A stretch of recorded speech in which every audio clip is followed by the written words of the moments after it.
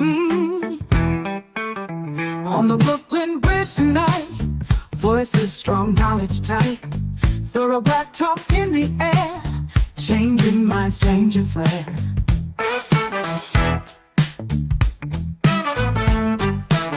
From Brother Tad to Sister Kate, warriors got things to say. Sister Marcia brings the heat, Brother Blacksmith keeps the beat.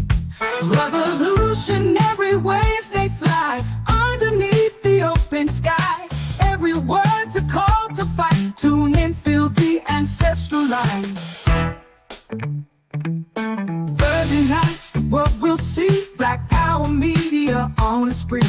Facebook, YouTube, all aligned, breaking free from everybody.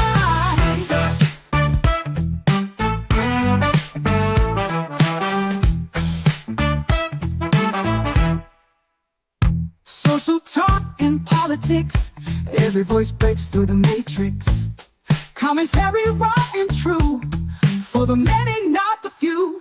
Revolutionary waves they fly underneath the open sky. Every word's a call to fight. Tune in, feel the ancestral line.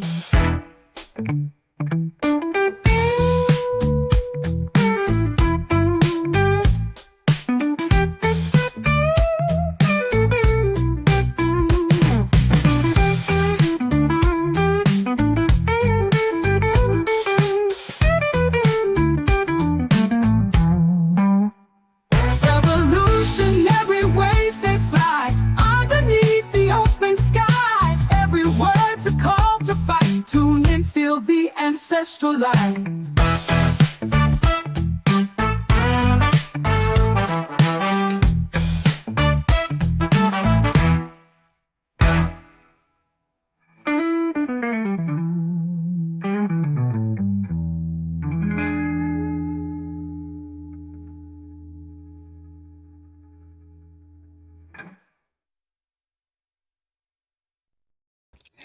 Good evening, good evening, good evening, family. Welcome to another edition of Thorough Black Talk with your sister Keisha, your brother Tad, brother Blacksmith, and sister Marcia will be joining us shortly. I hope you all have had a great week thus far.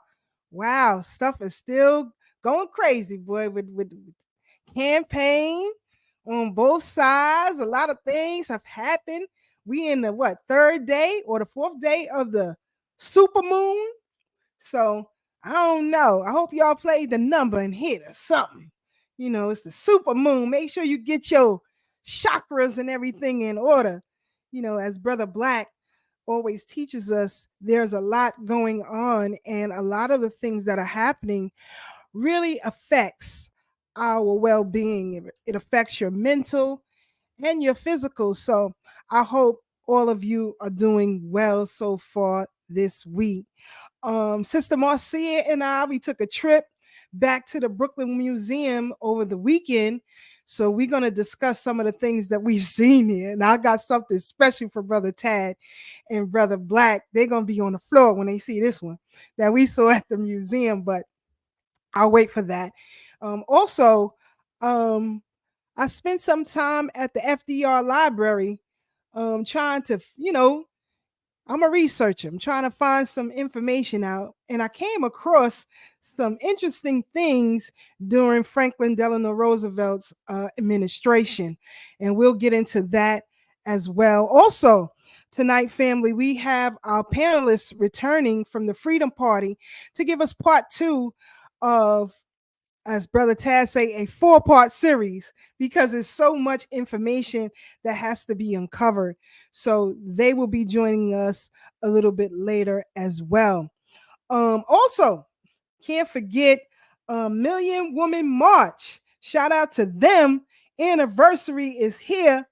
Dr. Fillet, she says that they will be at the UNIA here in Philly tomorrow on a special Zoom. So she will send me all of that information. And once she does, family, I will post it on our Thorough Black Talk Facebook page so that you guys can join. And then Saturday on an episode of New Day Liberation Radio, she will have a special broadcast. So we are definitely looking forward to that as well. So, like I said, a lot of things have been happening. Boy, Candace Owens is on Kamala Harris behind. Heavy, heavy, heavy. And we're going to discuss all of that as well. The panel discussion, I hope you all were able to see Piers Morgan's program with Candace Owens, Lord Jamar, Mark Lamont Schill, and it was very, very interesting, family. So we're going to talk about that as well. So I'm going to try to get my brother Tad in here. You ready, brother Tad, or you need a few minutes? You ready? All right. He give me the thumbs up. He give me the thumbs up. Brother Tad, OG Wisdom Podcast in the building. What's good, brother? How are you? Peace. What's going on, fam? Can you hear me clearly, sis? I got you loud and clear, brother. All right. Because I moved the mic a little bit, so I just want to make sure I'm clear. I don't want the mic all in the camera. Shout out to everybody in the chat. Shout out to everybody in the audience, YouTube land, playback, all that. Like, subscribe, and share. Like, subscribe, and share. Because something telling me tonight going to be another hot one, sis. It's going to be heavy, brother. It's going to be heavy. I didn't get a chance to look at the stuff you sent me, but you can talk about it tonight. Because when you hit me, I was just got off the train and I was walking to the Schomburg, doing my family genealogy. I want to make sure I'm still black. You know what I'm saying? Make sure I ain't got no Irish ancestors and things like that. And if I do, so what? If Obama, that's right. I got some German in me, so it don't matter. You know what I'm saying? Obama could do it, and Kamala could do it. I think that's how you pronounce it. Kamala. Kamala. Yeah, you gotta put that, because you can't say Kamala or Kamala or Kamala. You gotta say Kamala. I guess chick. I think that's the right way to say it. So, yeah, I just want to make sure that I'm official tissue too before I start running around talking about reparations. Definitely. I keep encouraging people, please, family, research your family history, find out your background on all sides of your family. Because remember, not only did you come from a mother and father, at least I hope, you come from a mother and father, but you have 2 sets of grandparents, 4 sets of great grandparents, and it goes on and on. So you got to look into all of that.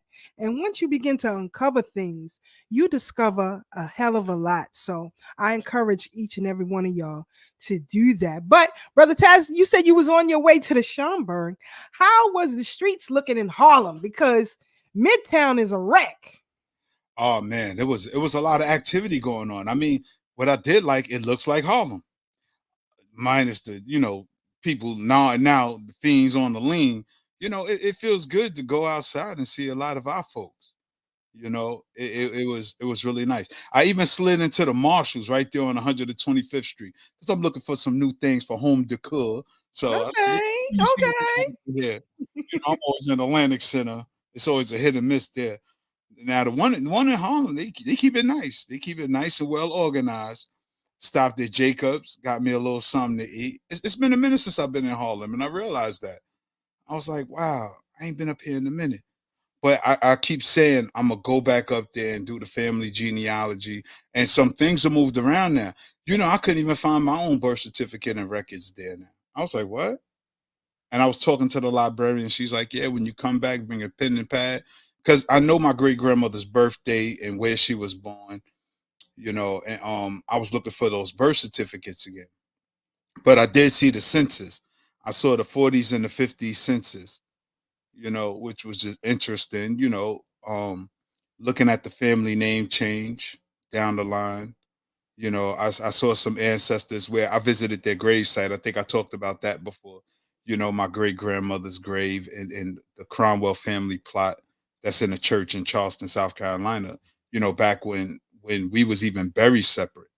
When we talk about reparations, I don't really think people understand. I think they just thinking about slavery and not all that came to it. Because slavery, we just keep thinking forced labor, forced labor, forced labor. We're not talking, I don't think people really consider the inhumane treatment and the brutality with impunity. You know, folks getting deleted and nothing's happening. You know, stuff like that. Especially like with lynching, because that's in the piece that I sent you, that I got from the library. Okay. But they also talked about that as well. But we'll get into all of that a little bit later. But I'm glad that you are researching your family's lineage beyond the information that was given to you by your own family members.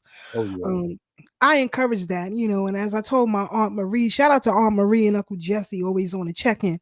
But mentioned to her that, once I healed from this viral infection that I have that has been plaguing me, I'm coming to see her. And then I will be going to one of my oldest cousins in the family who's in her 80s. So I'll be going to see her right after, because these things are very, very important. And as you all see with the cosplaying chameleon, everybody want to be black all of a sudden when it's convenient. And that's because the argument for reparations is getting louder and louder and louder. Even when Kamala Harris was on the Breakfast Club, brothers from Detroit asked her about reparations. And of course, she sidestepped the commentary, wanting to help everybody else, but everybody else don't help us. Facts. And especially, if I can be frank, East Indians. They're always cosplaying something. Because when you look at the Asian community, they are often left out. And so when they come here, they either try to be white or double black or something else. And that's problematic. And that's something they got to deal with. But I'm glad to see that foundational Black Americans are saying we decide what is Black. We decide what our culture is. And Brother Tad, whether people agree or disagree with that, you're going to deal with it, because no more. I watched a video someone sent me earlier today of Tokyo gospel choir. Oh yeah, that was me. Oh yeah, send me that. A Tokyo gospel choir. I mean, everybody is just Black. I feel like a piece of bread, and vultures are just picking off of our culture. And it's got to stop. But yeah, I found that video very interesting, Brother Tad.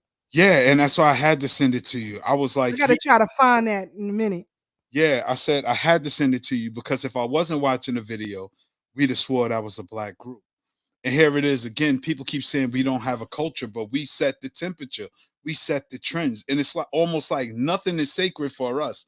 But whatever we create, everybody can take. Everybody can take whatever it is we create, and then people act as if we're still operating from a position of servitude, because what's sacred and dear to us, gospel, comes out of our pain. Blues comes out of our pain. Jazz, tap dance. I was watching Gregory Hines and Steve Martin the other day, and I was like, it's amazing on how everybody wants whatever we had. We had the tap dance because they stole the drum from us. Because remember, we're percussionist people. And the drum is so sacred because the first beat we heard was mama's heartbeat. And that drum is to imitate mama's heartbeat. That boom, boom, boom, boom, boom, boom. That's why the drum is so sacred in all of our music. But people don't know these things. They don't know who we are. Some of us don't know who we are anymore. And this is why, Sister Keisha, you and I, and folks in our audience, we're guardians of the culture, because most Black people don't even know why they do what they do. Like when I came up, we was pouring out some for the dead homies. Not until I got older, I learned that that's libation. It's a sacred ceremony for the ancestors. The homies who ain't here no more are ancestors. But nobody had the information to articulate that to us, because everything's been stripped of us. And since this is the crazy part, Sister Keisha, since everything has been stripped from us, right? Whatever they gave us, we've rejected. So now, to replace all that they forced on us, we'll grab onto anything. Anything they throw us, we'll grab it. And to the point that we don't know who we are anymore. And we're so lost. And a lot of this stuff is encoded in our DNA. Science has told us this, not brother Tad. This is science. You see, that's why when you go to the doctor, they ask you your family history. Who had diabetes? Who had heart disease? Because these things get transferred to you. It's a real thing. So does the trauma, the anxiety, the depression. And it manifests in the way we behave right now. And with that, some of that slave mentality has been passed down too. Shout out to those who listening to Barack Obama and Magic Johnson. You know, as men, we can't let lesser men talk. Another magic mulatto. Yeah. As a strong heterosexual black man with all black experiences throughout my life, Magic Johnson, a man who can't teach his son to be a man, and Barack Obama, a man who's not fully a black man, who don't have the black experience because he was not raised in a black household. Let's not ever get it twisted. He don't know what the smell of barbecue sauce on a cold Sunday afternoon. He don't know about cleaning up to Marvin Gaye and Harold Melvin on a Saturday morning. That's not his experience. He don't know what that is. So he can't come to me telling me what I must do as a black man. He's bugged all the way out. I constantly say, Sister Keisha, I done been to the jail cells of Rikers Island, to the dungeons on Ghana, and everything in between. As a black man having black experiences, we're getting pulled over by the cops, shot at by dudes from the other side of town, all kinds of foolishness that comes with the ghetto mentality. But I also sat with the master teachers, the real warriors like Dr. Khalid, peace be upon him.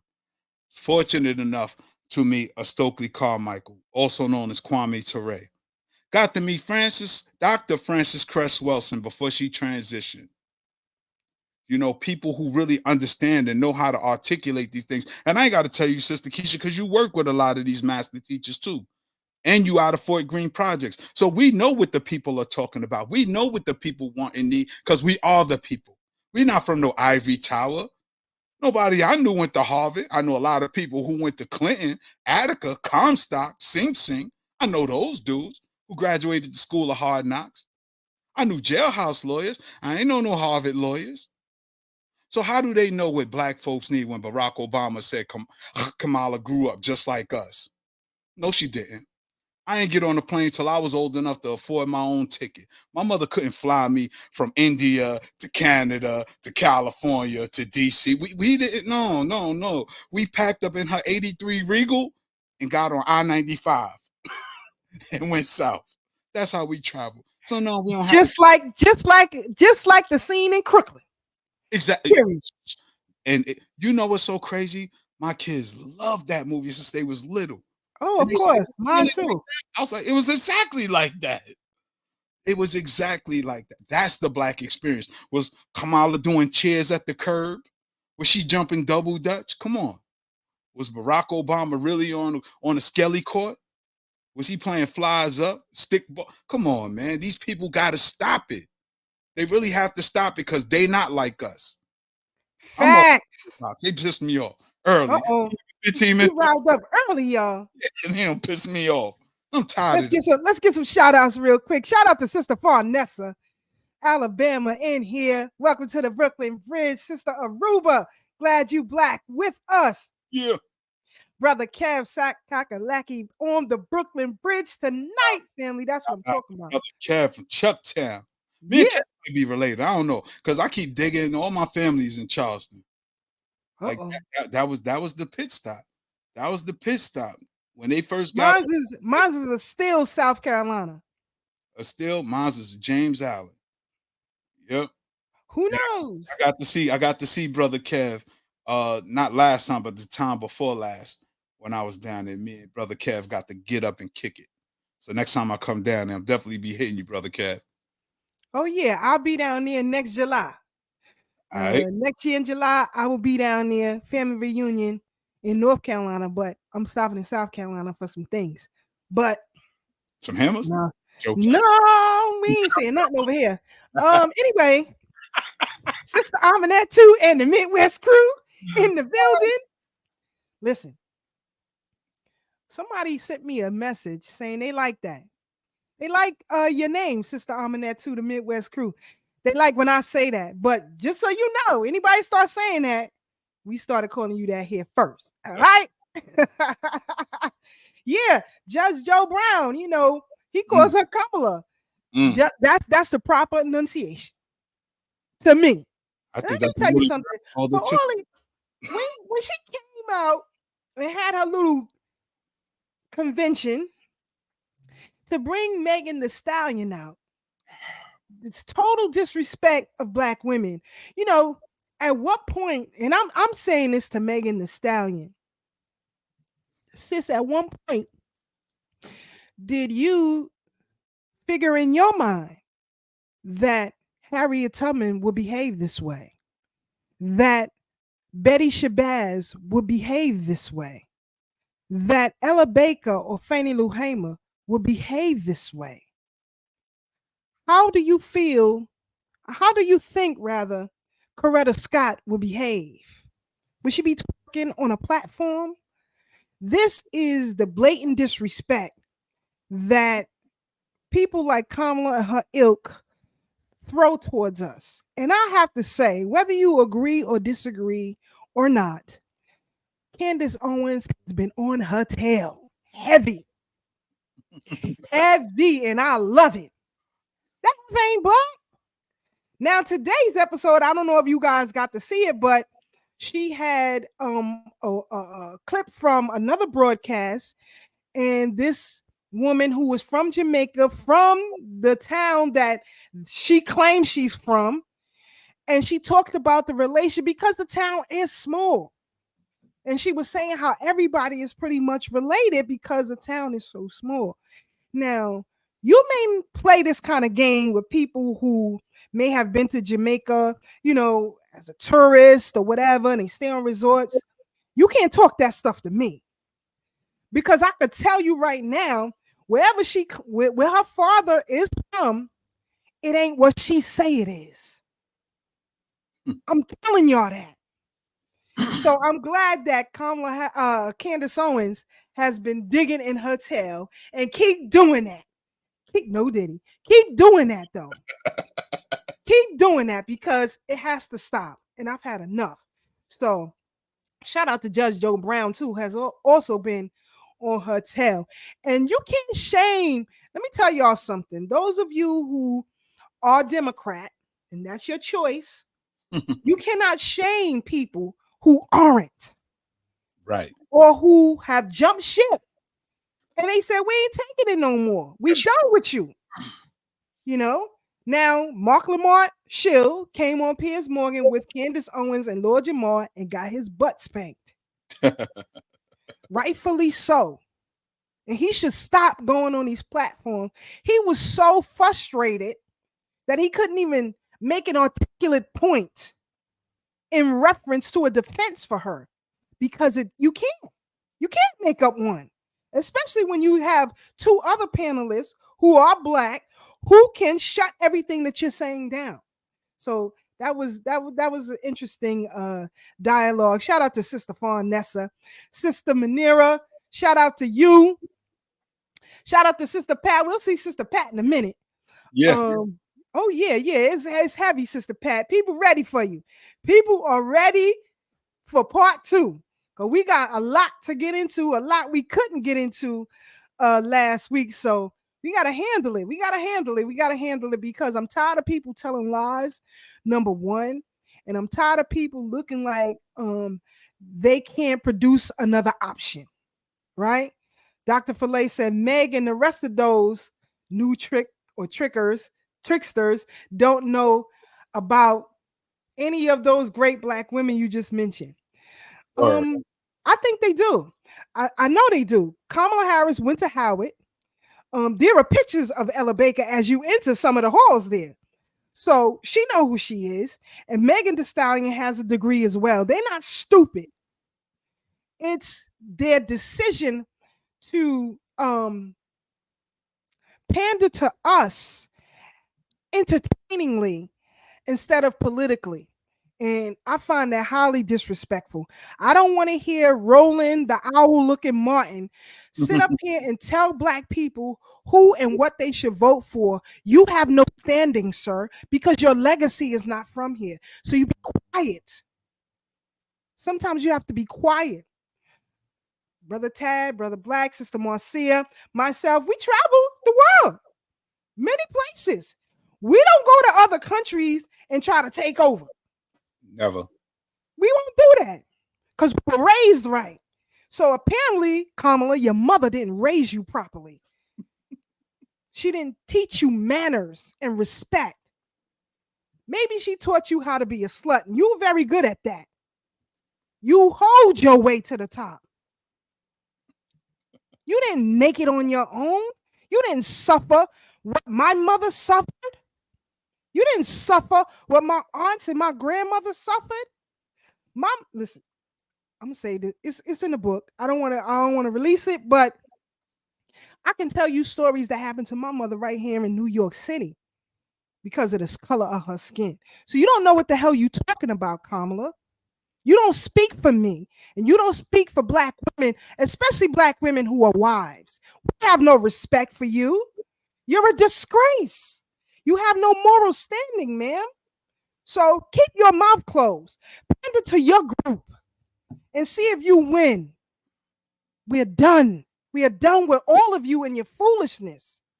The veil has been lifted. Brother Black tell you all the time, the veil keep getting lifted. Let me bring Brother Black and Sister Marcia in here. Brother Black in the building. Brother Anunnaki on the bridge. Sister Marcia. Good to be here. What's good? What's good, family? How y'all doing? Hold on. That's not Sister Marcia. That's Mama. What's up with this name change again? Mama. Come on now. Get it right. I'm going to let Mama go first. I am clear on what my parents named me. I can take the affection from Sarah Black, but my name is my name. You know? Okay, Mama. Yeah, all right. Peace, family. How's everyone doing? I heard all the shout outs. I heard the good conversations in the background. It is interesting to talk about. So let's get it popping, Brother Black. Oh, man. Good to see y'all. Everybody, I love y'all. And y'all looking good. And, I don't know what to say. Sister Keisha Tab been holding it down for the last half hour. And what's the word, Brother Anunnaki? We need the word. What's good? Wow, okay. Kamala's an enigma wrapped in a conundrum, wrapped in the arcane, inside of a ball of confusion. So, and that's purposely done so that instead of talking about politics and which I believe is a whole bunch of bull anyway, but as far as that's concerned, she's basically Obama 2.0. I've been telling y'all for weeks now, maybe even a year, that it's even questionable if it's a man named Kamala Roosh. So these, whatever breed they are, because we can't say half breed, whatever they are, whoever they are, whatever their genesis is meant to confuse us. So you can have all these pundits on these panels spinning all kind of weird stories just for the purpose of avoiding the actual points that they should be making as to from our perspective. Instead of us talking about how we're going to get reparations and forget about all these studies and all these reports and and all these things and so on and so forth, we're talking about her origins, her being a whore, or her being, the things she did while she was the DA in San Francisco, blah, blah, blah, on and on and on. That's to skirt the issues and keep it confusing. So meanwhile, while that's all happening, you got all these governments resetting everything. India is having a problem becoming a part of the permanent national security in the UN because they don't want to de-dollarize because they're still in the transition phase, and because they're a developing country, their money isn't strong. So they still have to rely on the dollar to some degree. And remember, even though India is still under the English Commonwealth. So, you know, you can't. So that's another big thing in this whole scenario that we call Kamala that's surrounding all of this. So put that in there too, because I was a merchant seaman and I already had lived in Ghana one time before that. They were asking me about my loyalty and so on, to which country am I loyal to? Because, you know, I lived in Ghana. Are you going to be a spy and blah, you know, whatever. You know what I'm saying? They accused me of that in Ghana. You know what I'm saying? And so with her, where's her loyalty? Because like Brother Tad said a little while ago, you know, she went to school in Canada. She was all over the country. It's even questioned if she was born in Jamaica or India or wherever. I don't know. You know, like I said, if she's wrapped up in all that ball of confusion, then who is she at the end of the day? Do we know? You know, were these rumors that she was supposedly whoring her way to the top placed there for this time to say she was all this so that you can skirt the issues now? There's nothing about that woman that's presidential, in my opinion. At all. Not even executive level.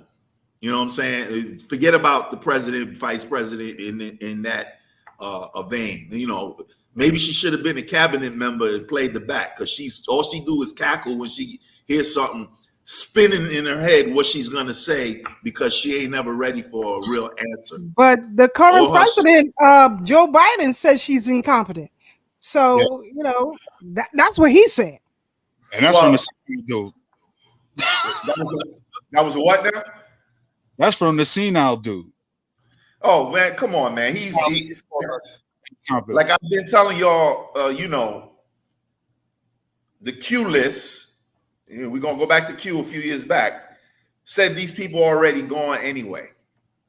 So I mean, I'm not telling y'all for y'all to consume that and believe it. I'm telling y'all because that's what the Q list say.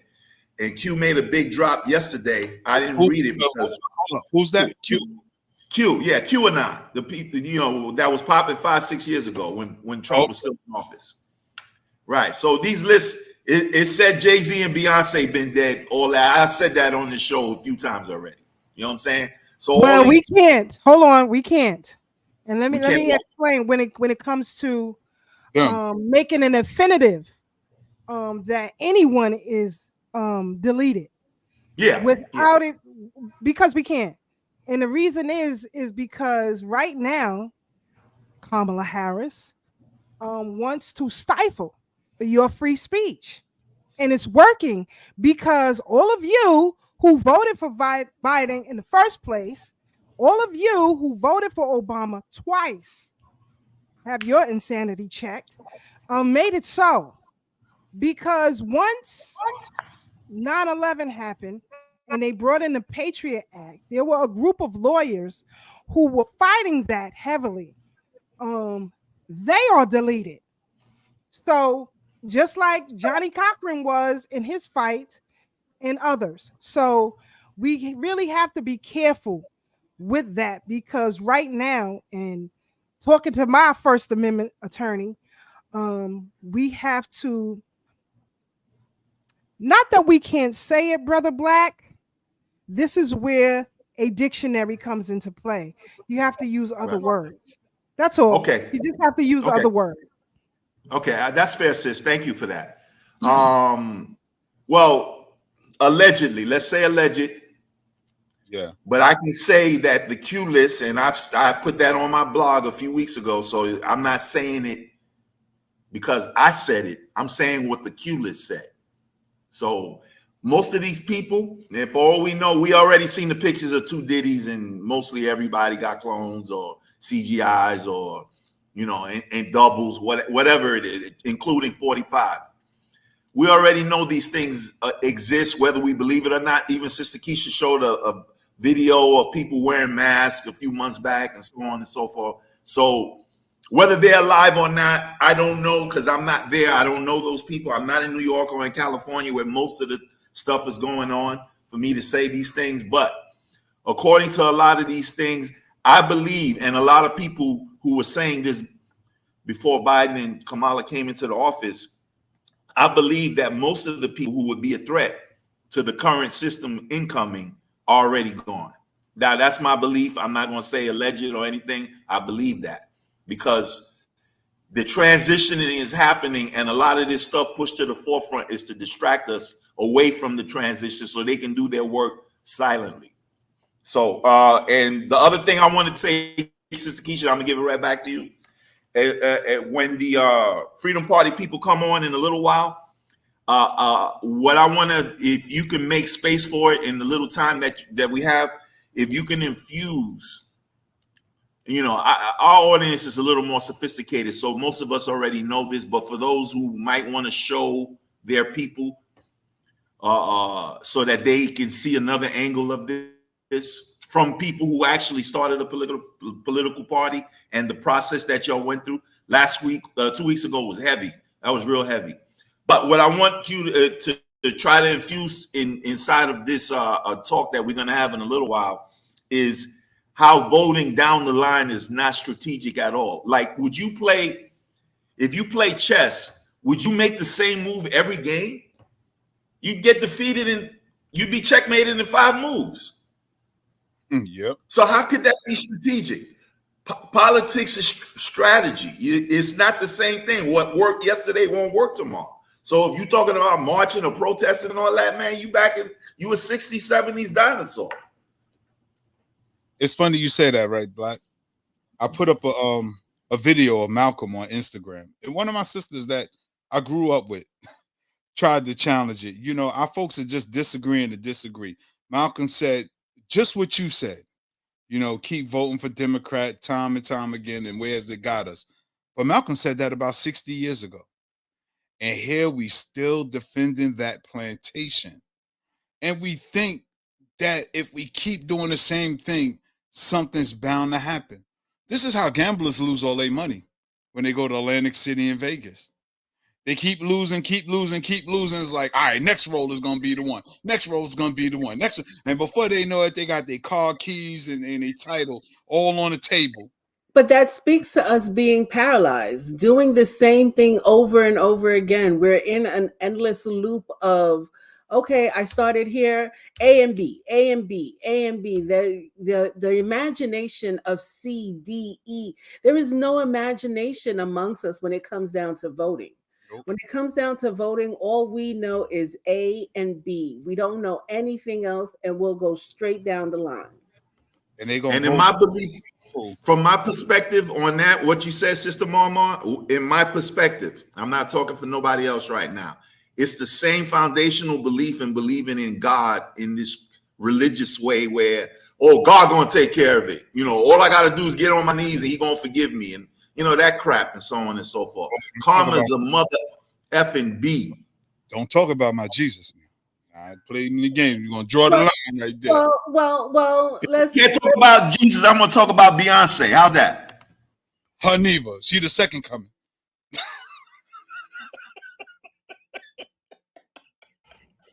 Not without money for this attorney, we don't. But anyway, I had to dig that in there. But and my attorney, she likes you, Brother Black. She likes some of the things you say. But anyway, let's play this clip that Brother Tad is referring to. Malcolm X said Black people are foolish for voting Democrat. Here we go. You're the one who put the present Democratic administration in Washington, D.C. The whites were evenly divided. It was the fact that you threw 80% of your votes behind the Democrats that put the Democrats in the White House. When you see this, you can see that the Negro vote is the key factor. And despite the fact that you are in a position to be the determining factor, what do you get out of it? The Democrats have been in Washington, D.C. only because of the Negro vote. They've been down there 4 years. And all other legislation they wanted to bring up, they brought it up and gotten it out of the way, and now they bring up you. And now they bring up you. You put them first and they put you last. Because you're a chump.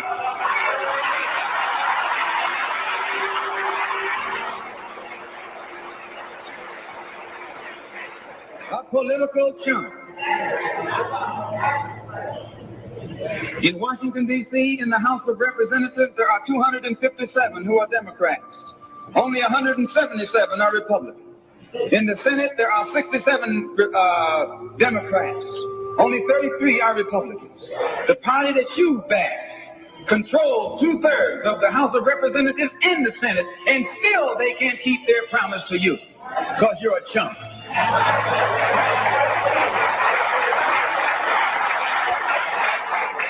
Anytime you throw your weight behind a political party that controls 2/3 of the government, and that party can't keep the promise that it made to you during election time, and you're dumb enough to walk around continuing to identify yourself with that party, you're not only a chump, but you're a traitor to your race.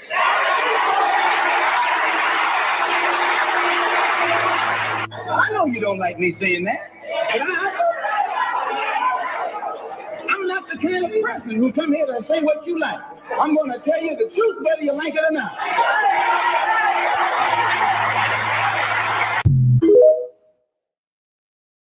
And then they bring up you. And then they bring up you.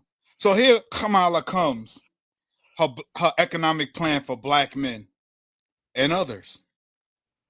Same trick. Same trick. Malcolm's a prophet. Or maybe he's smart enough to realize, as Brother Black said, you keep playing the same move on the chessboard thinking you're going to win. And folks don't get it, because after everybody let it be known, Obama ain't my father.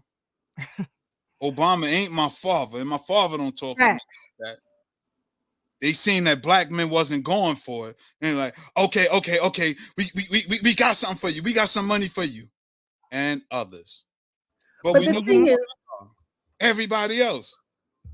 Yeah, black men, you included. They did the same thing with the civil rights movement. And this is where I was going to go to, right? The thing is, where is our ability to hold these people accountable? You know, Kwame Ture says it too. You got big D and small d Democrats, and in the middle is the people, and the people are not holding anyone accountable. So when we can't hold people accountable, we can't hold their feet to the fire for all the things that they promised us. Oh, we got affirmative actions 40 years, 45 years later, affirmative action is wiped away from us. It's because no one has held the feet to the fire so that affirmative action could have turned into something else, but nothing is turning into anything. Oh, they gave that to us. Okay, that's good. That's good. Now, you know, and in that generation, they made sure that, you know, all of their children went to colleges, went to this, went to that. But the return in investment, the return in us telling them what we need and how to better our communities didn't maintain. We just did what they told us.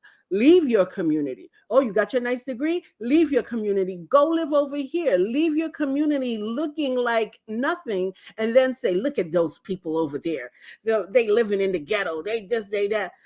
How can they uplift themselves when you keep telling them as soon as you graduate out the ghetto, you leave the ghetto, you don't go back in the ghetto? And I understand there is, you know, people get robbed, people get, you know, all the other tangibles that go into the conversation.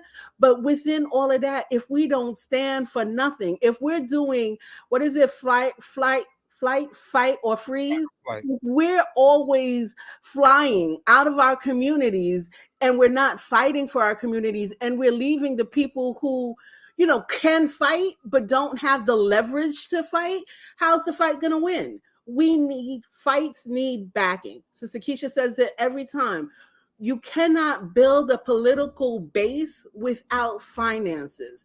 And you can't say that, oh, this one over there, this one over there. As soon as you flee the community and go live in Westchester and then represent Westchester and say, yeah, I'm part of Brooklyn, but you living in Westchester saying I'm representing the district in this part and that part, you're not representing anything. And that's why we should be able to, with confidence, G-check politicians, especially when we know them.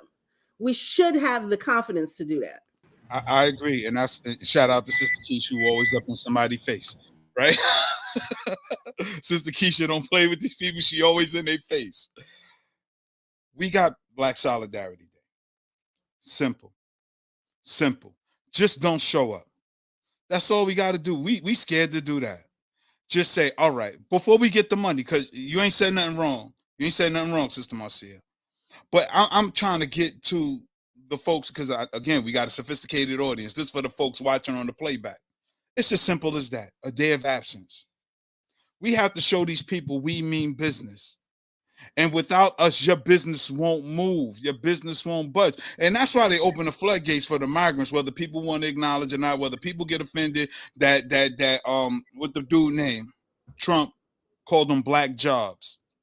We got to go to history real quick. Historically, after our enslavement, only jobs we was really qualified for up to this day is jobs of servitude, jobs in the service industry, the fast foods, the cleaners, the people like that. So when he talk black jobs, that's what he's talking about. Historically held by black people. But now that you got so many migrants coming in who don't care, they'll take the service jobs and move us out the way. So that's what he mean by black jobs, because we not really putting history in its proper context. So if we don't show up anymore, it don't mean nothing, because we got these Chicanos over here to replace you. Oh, don't come to work tomorrow if you think I'm playing with you. You don't come in Monday, better not see you Tuesday. And Look that's at what's happening with Boeing. They're replacing them with people right now. They've been on strike. But this is my point. We have to organize and really make our presence felt, because regardless to what, we the ones who drive the culture. We the ones who drive the economy. And we have to get economically informed. We need an economic and political education, because sure as we do need the money to finance it, when we get $2 over lunch money, we think we made it. And then we forget the cause. We forget what we came for. And I keep telling people the simplest thing we could do is sit out of work on Black Solidarity Day. Don't buy nothing. Right. Don't support nobody. Don't buy nothing. And just sit out and show them our power. Because my whole thing, when we talk black power, we don't realize the things we give our energy to, the things we give our attention to, the things that we support is our power. When we abstain from their game, they lose. They lose. Because how do you play against somebody who's not even there? If we don't play the game, they ain't got nobody to beat. We have to create our own game, our own rules. Just like I said, Obama wasn't in the street on a Skelly court. We can't play marbles with y'all. We gonna play Skelly over here. We gonna create our own game and our own rules. That's how we had the Negro Leagues. That's how we had the hockey teams in Nova Scotia creating hockey. You don't allow us, we'll make our own game and our own rules, and we sit back and watch everybody else play their own game. And here we are. Malcolm talked about that in the bullet of the ballot. But here we are, 60 years later, people still voting blue no matter who. And soon as you say something that you don't like about the Democrats, they want to turn to the Republicans or display their Trump derangement syndrome. You could be talking about anything in the world, and the first thing they say is, what about Trump? What about him? Nobody's talking about him. Nobody said go out and vote for him. Because from my understanding, I'm going to pass the mic. When I was 18 and I got my voter's registration card, I was told, whoever you vote for is your business. You don't have to tell nobody who you vote for. You don't have to broadcast it. Vote for who is in your best interest. Whoever you're in alignment with, that's who you vote for. But now everybody like just asking you questions on the spot. And with Kamala wanting to see Trump's medical records now, I'm like, yo, ain't that violation of HIPAA laws? Like, what's going on around here? Now they played that game before. They play that game every election cycle. But they don't want to see Biden's medical records. Oh, they didn't want to see it then. They didn't want to produce it then. So my question is, who was the? I'm gonna pass the mic. I'm not done, Marcia. Boy, I'm not done. It's too early. Too early. Y'all got to start this at 8:30. Come on, let's cut it up. Excuse me, 9:30. For the people on the playback, because you really got to look at this. Since when do politicians tell law enforcement not to work with other law enforcement agencies for people violating the law? When local cops and state troopers find migrants, they say don't report them to ICE. ICE is a law enforcement agency that captures people who come into this country illegally. Like, make it make sense. Make it make sense. And that's all I wanted to say, Sister Marcia. I'm off my soapbox. So you know it's crazy when they tell law enforcement don't uphold the law. Ted, I want to take that for 1 second. Wait. Hold on, you got 1 minute, Marcia, and Black, you got 1 minute. Our guest is in the background. Go ahead. Okay, if they're not wrangling people that look like you and I, they don't want to know about it. So that's number one. They want the Chicanos and everybody else to level up. But my question was to you: who was the first presidential? Who was your first presidential election? I was 18. It was, what was it? It was Bush and Clinton. Bush and Clinton. That's who it was. First time I was able to vote. Black. I'm sorry? No, she passed the mic to me, brother. I just wanted to say this real quick, and then Sister Keisha, I'm not even going to take 30 seconds. All I wanted to say was I believe when LBJ said if we sign this civil rights bill and we can have these niggas for the next 300 years, and that was about 60 years ago as well. It was right after Kennedy got killed and he became the president.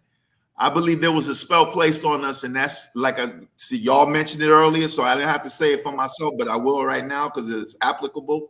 As far as that's concerned, I believe that spell is lifting, and we're in the transition area of the spell being lifted. More people are now seeing the nonsense. You know, a lot of this was given to us by people who are now in their 70s and 80s that went through civil rights in the 60s. Just about down the line. Don't ask. It's the same thing like being religious. Oh, you don't ask no questions about the Bible. It's God, it's Jesus. If they said it in the Bible, that's it. So it comes from the same place and it transcends into one bubble. I'm done, Miss Sister Keisha. Let's get with the Freedom Party right now. I love the dialogue. Love the dialogue. Sister Marcia, we might have to do our museum thing next week because, and it's funny, something Brother Lennard said last week about brothers grabbing your kahunas and getting involved. There was a particular exhibit where they were showcasing a female having more balls than a dude, right, Sister Marcia? I don't want to tell it all. I'm gonna wait because we're gonna get into that because we saw a lot of crazy stuff and some great things as well. But we're gonna probably save that for next week because it's so much to go over. Now I'm about to bring our guest. Yeah, you got to see this, Brother Tad. Which museum is this? Brooklyn. Oh, yes. I may go to. Excuse me. So anyway, now before I bring my guest on, if Black and Marcia can tell me, you don't have to give the exact date, but when do you think the March on Washington took place? Which one? Brother Black? You muted, brother. I can't hear muted. you. But which one? Which one sticks out to you? How about that? What's his name? Farrakhan's. Okay, the Million Man March. Okay. Brother Black, which one sticks out to you? You said March on Washington? Yes, I did. Kings, MLK. Okay. Yeah. Do y'all know about 67? Do you know about the March on Washington that was thwarted in the 1940s and why? Brother Black, Sister Marcia, did you even hear about the March on Washington in the 1940s? How about 1942? We're going to discuss that next week as well because it falls in line with what our panelists are going to discuss and what you guys were discussing previously. The tactics don't change. And I'm going to show you that next week if I can, if we have time.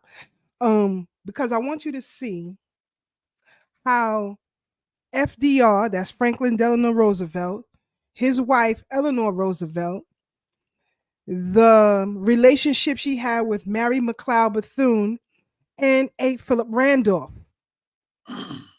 There was a march that was supposed to take place in 1942. It had to be stopped because unlike MLK or with Farrakhan or with anyone else. This was specifically dealing with one, these black jobs that y'all don't know the history of. Two, lynching. And I'm going to show you some correspondence between these persons and some of the things that was said. And it's quite interesting. And I got it from the FDR library. If you want to check out the FDR Library and Museum, it is in the Hudson Valley. Y'all can check it out. Look for it. It's on is it New Hyde Park? I think it is. Anyway, y'all can Google it. But I'm gonna get off my soapbox because we got our guest in here, and y'all wanted a part 2. Brother Taz said it got to be part 3 and part 4 because That's just ain't enough time. But y'all wanted the panelists back. We got them back. Unfortunately, Brother Peace will not be able to join us right now. He's going to try to slide in a minute. I'm waiting for Brother Ray, but we have with us Brother Lennard, Harlem's finest in the building. I'm gonna mute you, Brother Lennard. We have Sister Pat back on the bridge. Glad to have y'all black with us again.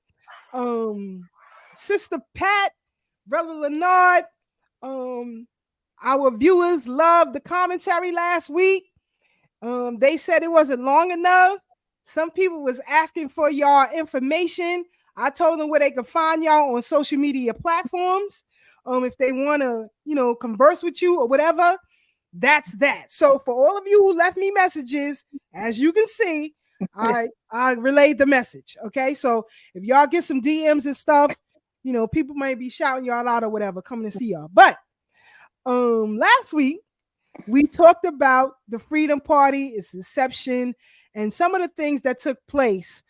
Today we want to follow up with that conversation because I don't know if you guys heard in the background, but this aggressive push to get Kamala Harris elected is troublesome for a lot of people, and it's to the point where you have people from age 80 on down who are fed up with the Democratic Party and their shenanigans, if you will. So I want to know from you, Sister Pat, what are the murmurings that you've been hearing, and how do you feel about all of this aggressive push, if you will, from the Democratic Party to get Kamala Harris elected? Well, hotel brothers and sisters, and first and foremost, thanks once again for re-inviting me back on your show. And hopefully I'm able to impart some information that your panel and your viewers would be interested in. But regarding Kamala, right, okay. Put it this way.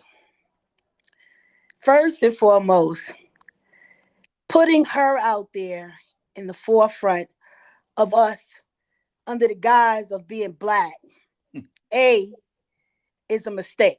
But, that's politics. You use what you can. The mere fact that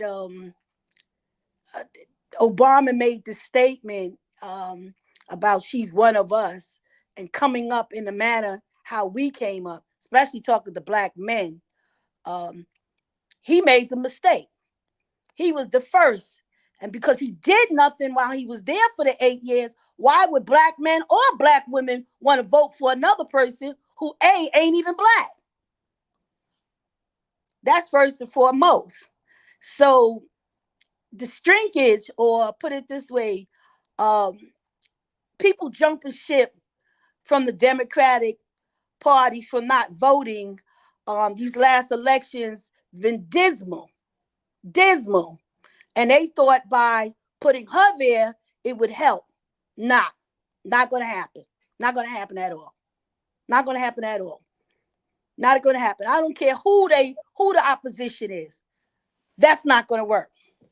I took these 2 pictures last week. The one on the left is a picture of Donald Trump on a traffic sign, and this is on Eastern Parkway, across the street from the Brooklyn Museum, Brother Tad, to be exact. Me and Sister Marcia saw that last week. The one on the right, I took the week before when I met up with Brother Ray Ray in Times Square. So this is very interesting because New York has always been a Democratic city. In fact, the Democratic Party was founded in New York by Martin Van Buren. I believe it was 1828 or around that time. A New Yorker, Martin Van Buren. So Yep. Martin Van Buren. I used to live on Van Buren. yes. So it's the truth, family. Just for y'all who don't, because one of the things that Brother Maddox and UAM and the Freedom Party always instilled in us is whatever it is that you get into, right? I don't care what it is that you get into, even if it's criminality. You better know the history of it. And I think a lot of times, Sister Pat, our folks don't know the history of things. And we got to change that. We got to change how we view things, how we see things. Like, right now we're on YouTube. And I bet you I could put everything that I own and bet it. And take everything y'all own too and bet it. Because we'll be rich. That all of the streamers on YouTube, if I poll them right now, can't tell me who founded it. You can't tell me who founded it, but you on the platform. You can't tell me who founded it and why they sold it. You can't tell me none of that. I bet you don't know the first video that was uploaded on YouTube. It's still there by one of the founders. It's the first video uploaded. But you don't know that, but you stream on YouTube. This is what I'm talking about. We don't study the history of nothing. We just jump right on in it. Jump right on in it. So I just, put this up there because I wanted the people to see what New York is talking about. Brother Lennard, your thoughts on this aggressive push from the Democratic Party to force Kamala Harris down our throats, if you will. Peace, family, peace and blessings to everybody. It's not a push, it's a tactic. I mean, y'all saw the Wizard of Oz when Toto was exposing the wizard with the smoke and mirrors and the parlor tricks. Y'all saw the meritocracy of the tactics where de Blasio went to the black women and all the black women was talking about how gorgeous he is and how tall he is. Y'all see how the politicians go to the churches and kiss the babies. They up on stage and they're saying we're gonna do this and we're gonna do that. Of course, they was gonna push Kamala to go to black men because men look to the women and women look to the men. So now you got these white faces putting these black people in high places. It's nothing but black face. They're trying to make you comfortable in the fact that, you know what? They are for you. We're pushing you. So they're using what they have. So if I could control something that you use, that means I could captivate you. That means I could control you in every different faction, whether it be entertainment, religion, present, whatever these conforms are, those are the taxes that are used. And the machine knows what it's doing. When Brother Tad said to bringing in the immigrants, everybody comes in to keep us last. They bring everything in to keep us last, even though we were always first, even though we will always be first. But we won't be first until we put ourself first and our money first. Like I remember when oh man, not Dr. Ben, but in TNAC, Dr. Jeffries, he was like, hold your wallet. We keep saying the money. So now remember, when Amos Wilson wrote the book, we were consumers of to $1 trillion. Just consume it. So now if we could collectively, and see, that's our problem. We can't collectively get together because all of a sudden you get 100 black folks in the room, nobody trusts nobody. Because you always got those provocateurs and those saboteurs that like a Sharpton or whatever. I'm just gonna put it out there. You understand what I'm saying? Yo, I'm with you, I'm for you, and next thing you know, you got your hand in my back pocket. That's not your wallet. You understand? But that's how it is. So first of all, we gotta unite. We gotta get back to the trustworthiness of being collectively, and then collectively putting our stuff together, all of our resources. You understand? Not what I have is all I have. So if you're gonna give your all to something, you give your all to something. If you're gonna bullshit, then go the other way. We don't have no time for that. Peace, Sister Pat. Much love, much love. Peace, all y'all. Yeah, good to see y'all. But that's what it is. And the fact of the matter is, if you're not gonna stand for something, you're gonna fall for anything.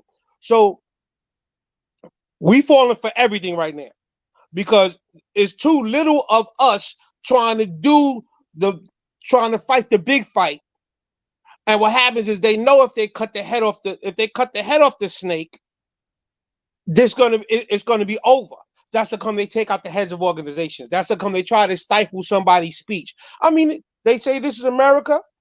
You got certain freedoms and whatnot. So I'm gonna say what I want. I'm gonna do what I want. What did Alton say? He said, listen, it's not what you say, it's what you can prove. Put 12 in a box. I'm ready to go now. I'm not gonna give you time. I'm not giving you time to make the plan of my guilt and all that other stuff. Nah, let's go right now. You gotta keep them thinking on their feet. Once they start slipping, it's over. But we put ourselves in this position. And the fact of the matter is, if we're not willing to fight the big fight, if we're not willing to die for something, then you're not going to be willing to defend nothing, because the first law of nature is self-preservation. So the only thing I have is up to my last breath. And if I'm going to get into something, I'm going to get into it wholeheartedly. That's all I got to say on that. Brother Thank you, Lennard, let brother. me just I just had to put this. I had to put this ad up there, Brother Tad, giving you the applause. Right. I had to put that ad up there because something that you guys said, and I found it very interesting. This ad on the left, it shows how both parties use Black people. The Republican Party will carry the Black man, but it's the Black woman who will carry the white man on her shoulders. You see this? These are the ads that these political parties put out. We'll get into a lot of these next week because I want to continue with our panelists, but I just wanted, to show that a piece there. So, Sister Pat, now we got to get back into it because, let me show y'all this real quick. I want to show the family something. And here's an ad of Shirley Chisholm, Al Sharpton, and Bayard Rustin during Shirley Chisholm's time in office. But these saboteurs, the three of them, if I must be honest, were able to have lifelong careers. One of them still alive, lifelong careers with the Democratic Party to undermine what needed to be done. Your thoughts on this picture, Sister Pat? Well, let me just first say something that was said earlier, and y'all was quoting Malcolm, and you was quoting Kwame Ture.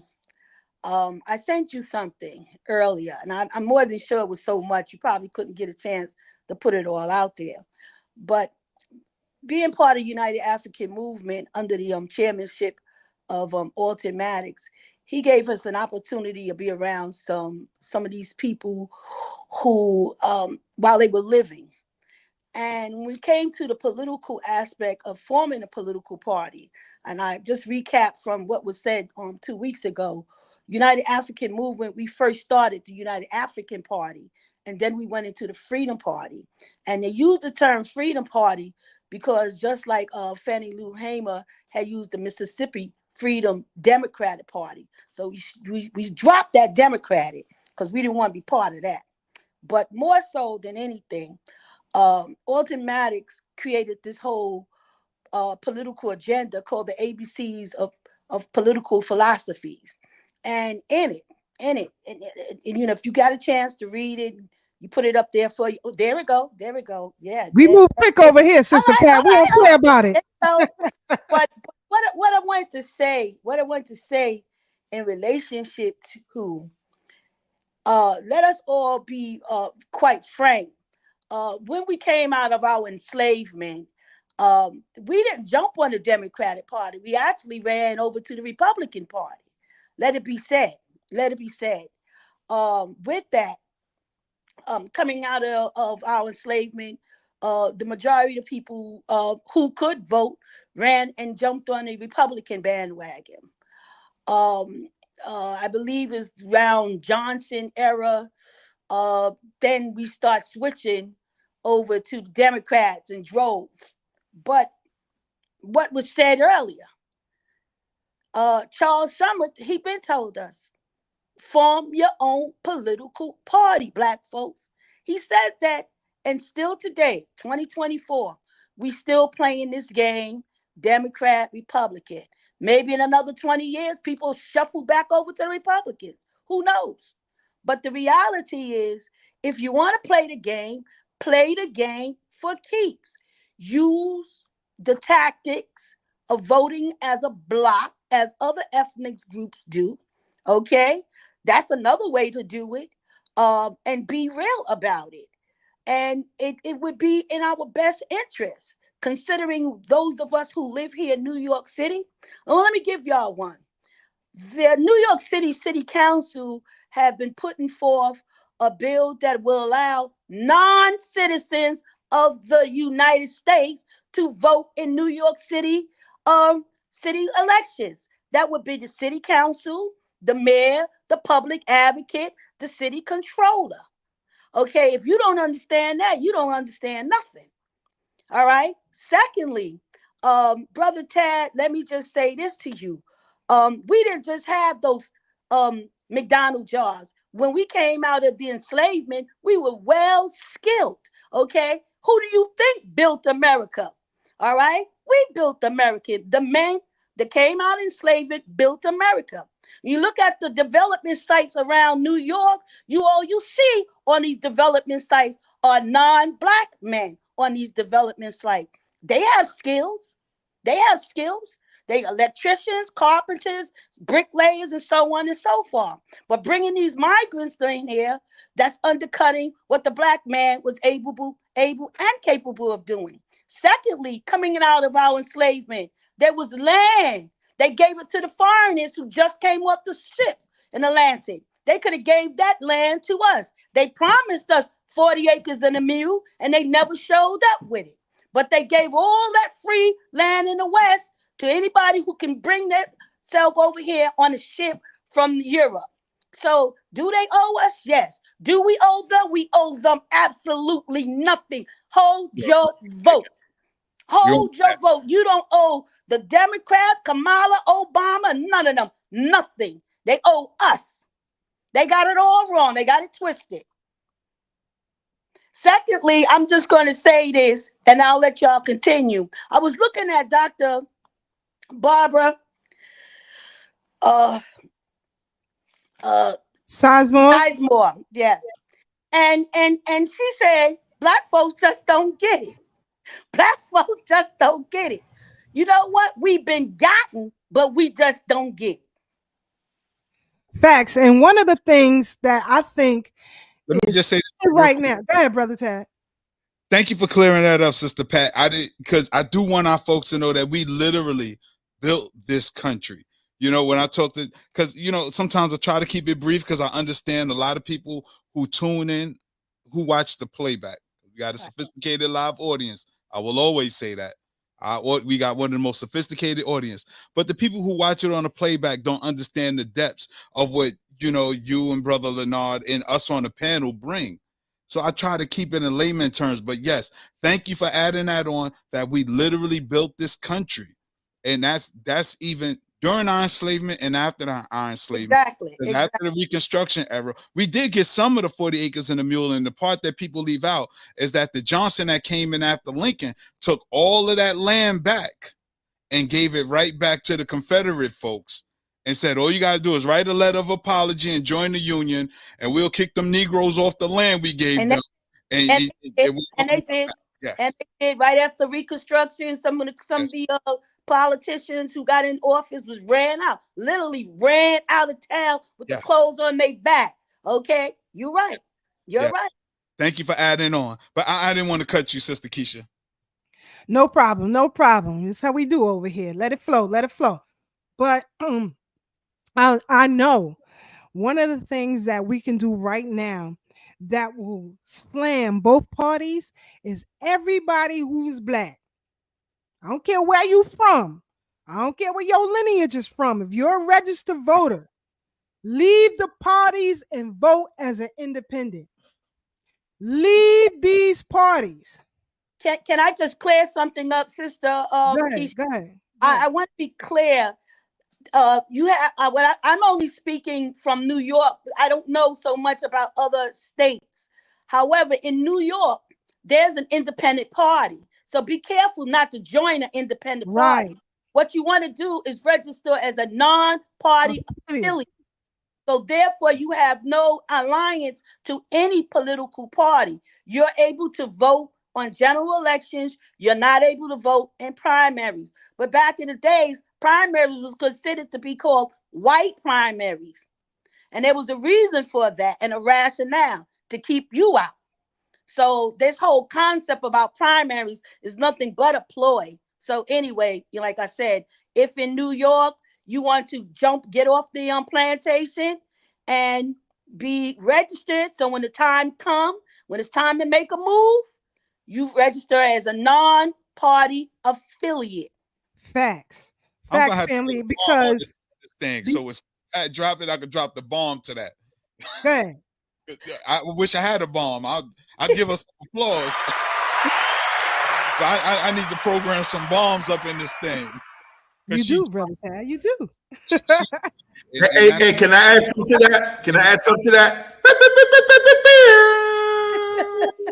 This is not a music show with funk flex. Please, let's get the knowledge rolling. We don't want them to get started. We don't want y'all to. We want y'all to behave. Be on your best behavior, like your mama teaches.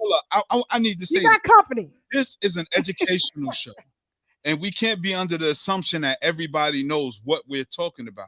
That's true. Sometimes we have to take a couple of steps back to bring the people forward. And what Sister Pat gave us was some viable information, because most people will say, if I'm not Democrat, then what?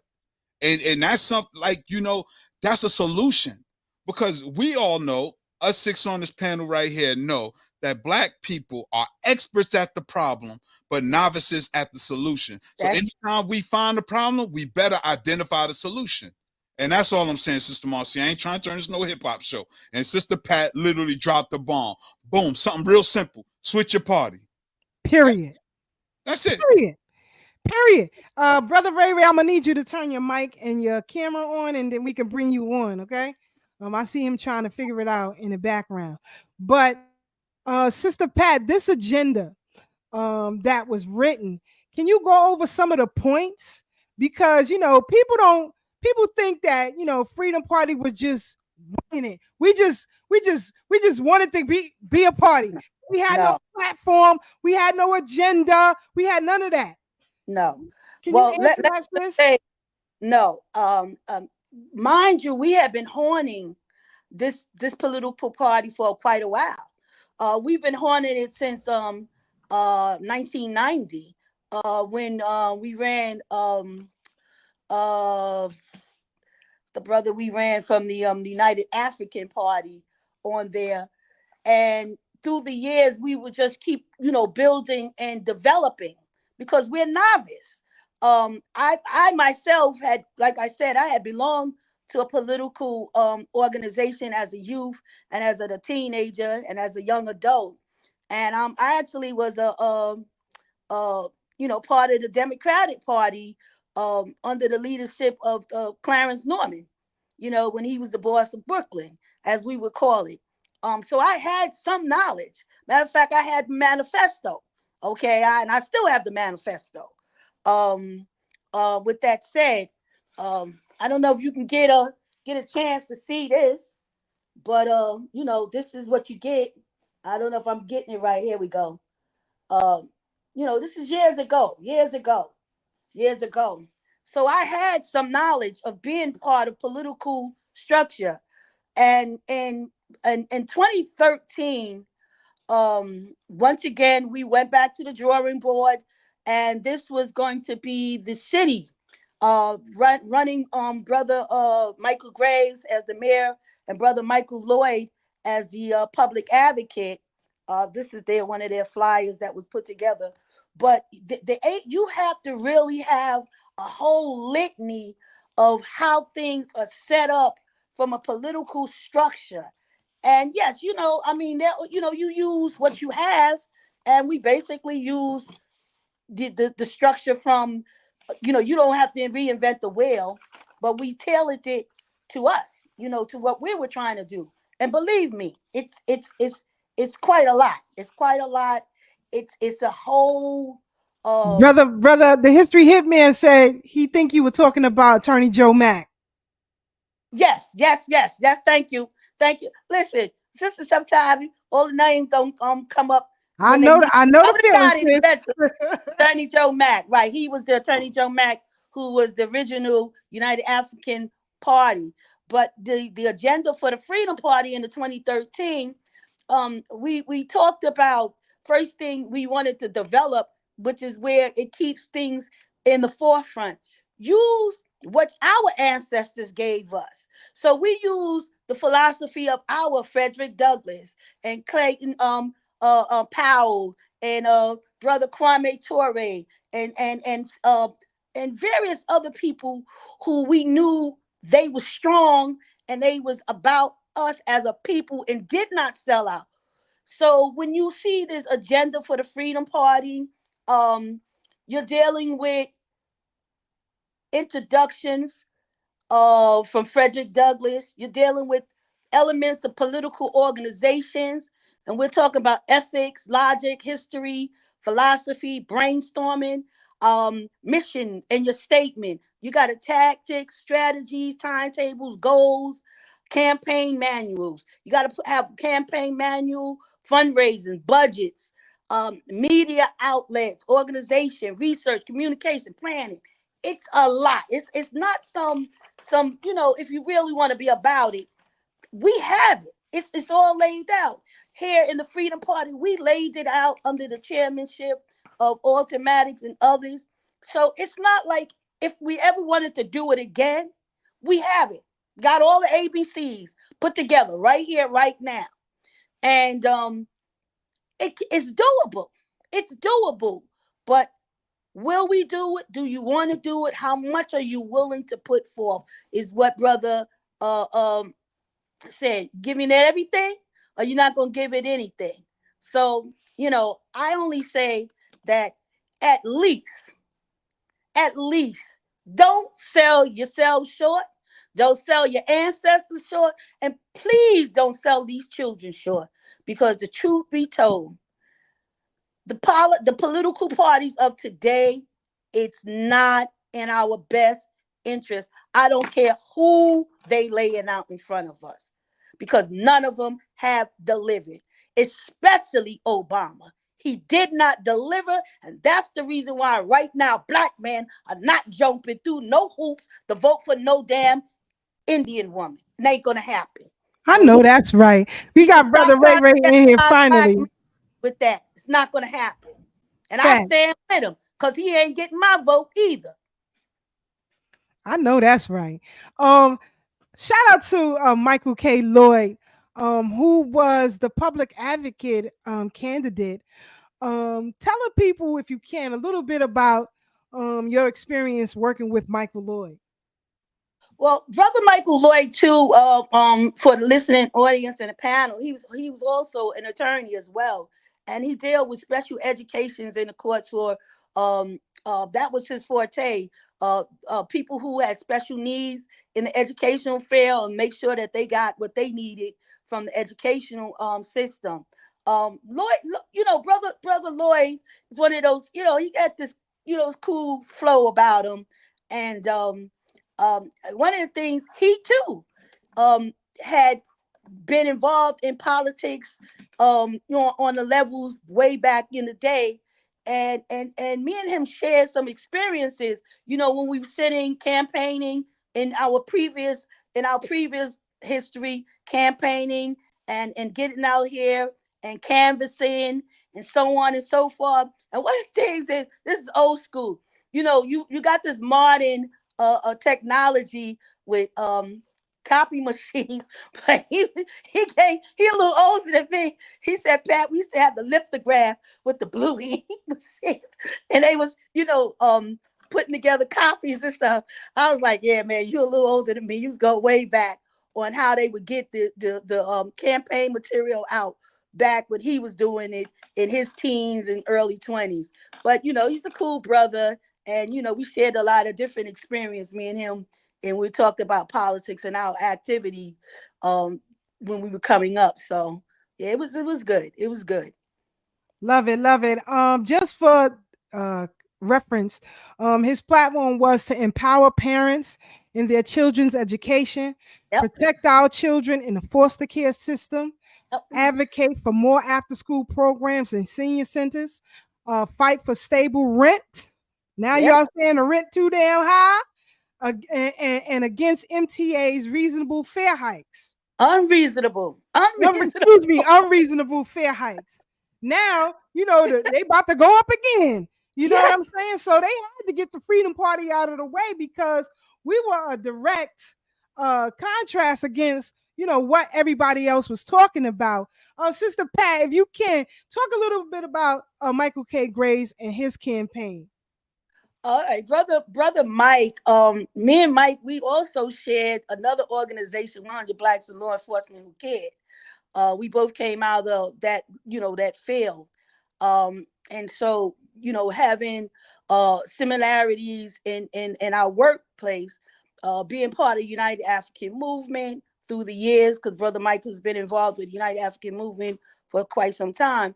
And for the listening audience, I think I said it on the previous podcast that Michael Graves' name had came up for us to run him for governor, and he said he would do it if that nobody else would. And it was at that particular time that Charles Barron jumped in there. He only did that to derail what we were trying to do. So when the time came in 2013 for this mayoral, Michael Graves, he stepped up. And brother was, you know, but if you look at Mike's a big man, strong man. Yeah, you're never gonna look at him any different. And I remember canvassing with him on the trains, right?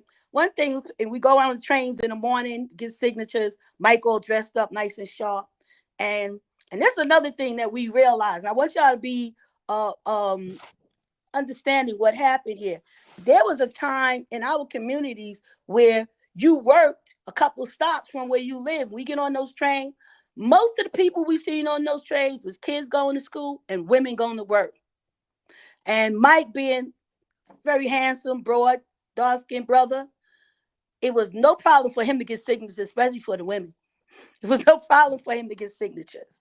Next, we play him and Patton all together to make sure we got them lady signatures for real.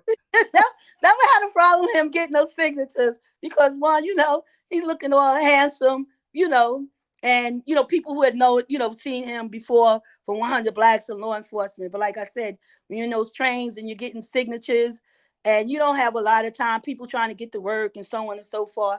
So he did very well with getting signatures from women. I would say that. Yes, indeed. Yes, indeed. I posted this picture of the two candidates together. Brother Lennard is in the back. You got, I call her Sister Arkansas, and Brother Blake. And I like how Sister Veronica got Usain Bolt to take a picture with UAM in the back. That was dope. Oh, shout out to Lady V. She did that with quite a few people. So, you know, we had Usain Bolt shouting us out as well. You had Judge Joe Brown sign the petition.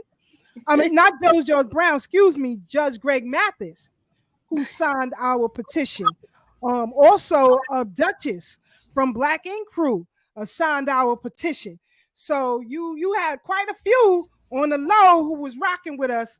But I'm gonna bring in Brother Ray real quick to get his perspective on some things. Brother Ray, your thoughts on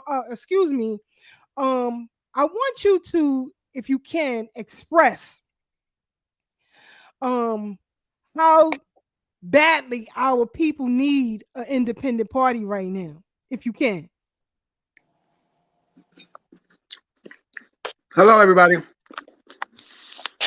If it's gonna be an independent party, the only people that's gonna start it is us. These new people, these new invaders coming into the community are already hooking up. I was walking down my beloved Fulton Street, and the Pakistanis, the Indians, right there on right down from the old slave theater, and they have their seats all out there, and they candidates was talking on what they're going to do for the Indians, the Pakistanis, and all these new people coming into the community. And they're starting their stuff now. I actually took a picture of it. They're Cool. meeting. I gotta check that out. They're meeting. They're meeting out in the street on that little block where they filmed Spike Lee's movie. Arlington Place. Yes. You can see their pictures all in the stores, the Indian stores, or this and that. Because America needs India with the cheap labor, so they're allowing all of them Indians to come on in. They're doing all the work on the buildings and undercutting everybody. See, our Caribbean brothers and sisters thought they were safe. They ain't even getting no goddamn work. 30 years later, they're learning to pay the price. So if it's gonna be started, it's gonna be started with us. Everybody else has to have a Jewish sponsor. That's why at that time of the United African Movement, it was the best time in the world with Michael Lloyd, yourself, but the Democratic Party stopped it. So if it's gonna start, it's gonna start with us. And if we do start it with what we have, they not gonna like it. Now, as far as Darth Vader, aka Barack Obama, thank you, Dr. Aline. Thank you, Dr. Aline, on his immunity project that comes on every Tuesday. And he's bringing up so much stuff on the death shot. All you have to do, the nerve of this crumb chastising us. Newsweek magazine, Google it. The first gay black president. Newsweek has a picture of Darth Vader with a halo on his head. All you got to do is Google it. So the nerve of him taking up for the other Manchurian candidate, Kabbalah Emhoff. Call her by her name. And please don't mention twine around me anymore. Because we ate beans and franks in his living room, in his kitchen, in Marcy. While he was one of the top men in the Democratic Party.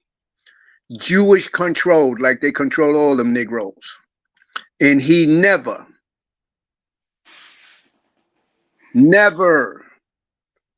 mentioned Marcy Project.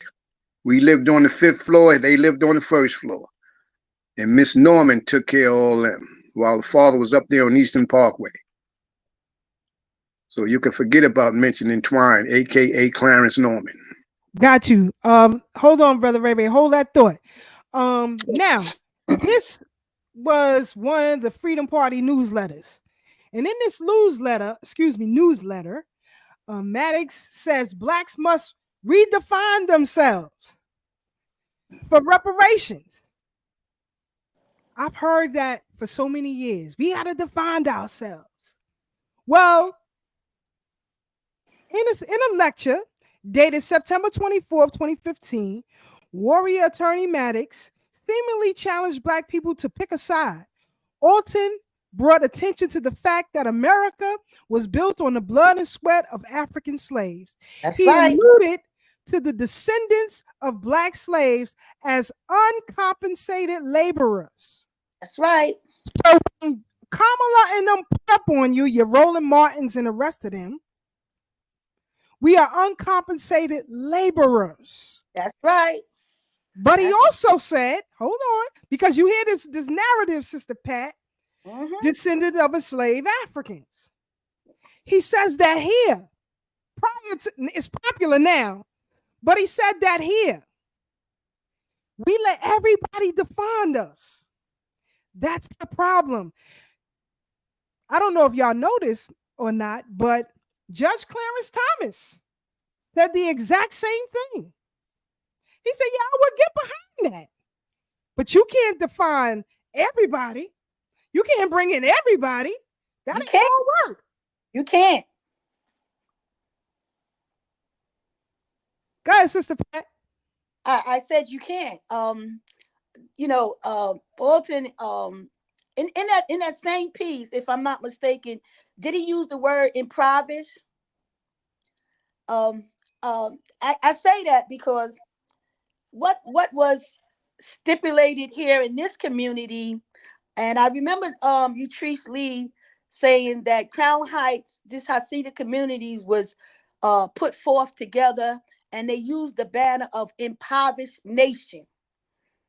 They called themselves an impoverished nation, and they wind up getting them a whole new city council, etching out a whole new city council person, even though they already had a city council for this area.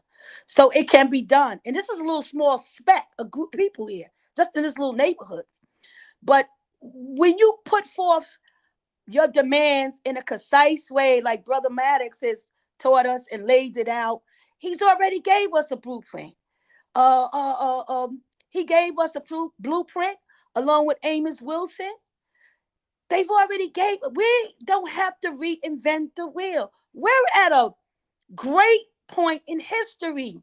It's all been laid out for us. All we got to do is consolidate and put it together and stand on it. Don't let nobody come in and start interjecting anything outside of what we already have. We already have it. It can be done. It's doable. We could start it on a small level and let it build and grow with no outside intervention. We don't need to bring in the rainbows and the others. This is all about us. I think y'all use the term foundation, Black Africans. I'm not too hip on this new lingo, but but I'm just saying it's already laid out for us. All we have to do is move it forward if we're serious about it. Facts, sis. About it. Facts. I want to interject one little thing. Go ahead. That may be a little different from this conversation, but I don't want to get away. I don't want to let this get away. And I want to deal with this with some more, how would I say, New York City information that's going on about the politics that's playing out here in the mayoral world of New York City with Mayor Adams. But not him. I'm not talking about him specifically, but I just want to bring something to your listening audience and to your panel. There's been talk about him resigning. He said he's not going to resign. There's been talk about maybe Hoku putting him, put pressure on him to resign. Well, there was a veteran consulting that was on Fox News a couple of weeks ago named Hank Shankoff. I believe that's how you say his name. I could be badgering his name. But Hank Shankoff is a veteran political consultant. And he was on the news and he said something to the point that, well, it wouldn't be, I guess, in the best interest for Hoku to make him leave. One thing, Jamani Williams will take his place, and then it would have to be a 90-day special election. And you can't control the outcome. Now, I didn't say that. That's what Mr. Hank Shapkoff said. Like I said, I might be badgering his name a little bit. And the word on the curve is the reason why they're not going to pressure him to leave is because they're leaving that job open for none other than Letitia James. I just want to put that out in the world. I'm glad you said that. I'm glad you said that. That's a fact. And sis, let me just make one comment. Go ahead. And the thing is that Jamani is not a strong candidate. So even if he wins the position, even he's placed in the position now, he won't win the seat. So they're afraid of too much great attention. Like this would be any political organization's moment to move and pounce, because you only have 80 days, not even 90, 80 days to run this election. And they just don't want to take that chance. And even with James, her name is still not that popular amongst the folks either. Even if she's doing all of these things, people don't really appreciate her work. You know, people that has heard her name around the fields. That's all I want to say. I think y'all missing what was said. I didn't say it. I'm just repeating what Hank Shankar said. You can't control the outcome. What does that mean? Do they control the outcome on a regular basis? Facts. Yes, they do. Yes, they do. That's what, we get it. We get it. They do control the outcome. Okay, I just want to that's why they push who they push, and they throw all these dollars, and you sitting there trying to run your little campaign and you can't get nowhere. Because everybody, I know this name. They flood that name all over. That's what they're doing with the election right now. They're flooding this other lady's name, like, oh, you got to know her name. You got to know her name. But even after that, even after the election, like I said last week, or we said last week, who picks up and drop off that drive? You really have to understand that dynamic, and no voter does. No voter does. Hey, they know you don't. I want to ask. Hold on, Brother Black. 1 second, and then I'll bring you in. Give me 1 second, Brother Black, because I want to go back to this newsletter. The reason why Maddox said that Black people, that it's important for us to take a stand and pick a side. Why picking a side is even an issue at all? Case in point, Maddox referred to elite Blacks. Remember what we played of Malcolm before? Elite Blacks, mainly Black people in power, politicians, wealthy persons, your entertainers, etc. That's right. All Judas goats. That's right. That's right. Hey, hold on 1 second, Sister Val. Hold on. He says leading Blacks today have jumped ship.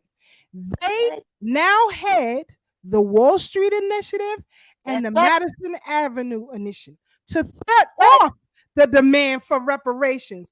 That's why, family, you never see your Al Sharptons and them talk about boycotting anything. Am I right, Sister Pat? They're no longer in a position to tell you to boycott when they're sucking at the trough of the Madison Avenue Initiative and the Wall Street Project. Or was it the Wall Street Project and the Madison Avenue Initiative? The name changes, but it's the same thing. And I remember when Alton made the statement after Al Sharpton had got stabbed, none other than Messy Jackson came and tapped him on the shoulder, and he was gone. He was gone. Wait, Sharpton got stabbed? When that happened, Sister Pat? Let the people know, because people don't know. What happened in that hospital bed when they pulled that curtain over too? Let's talk about it.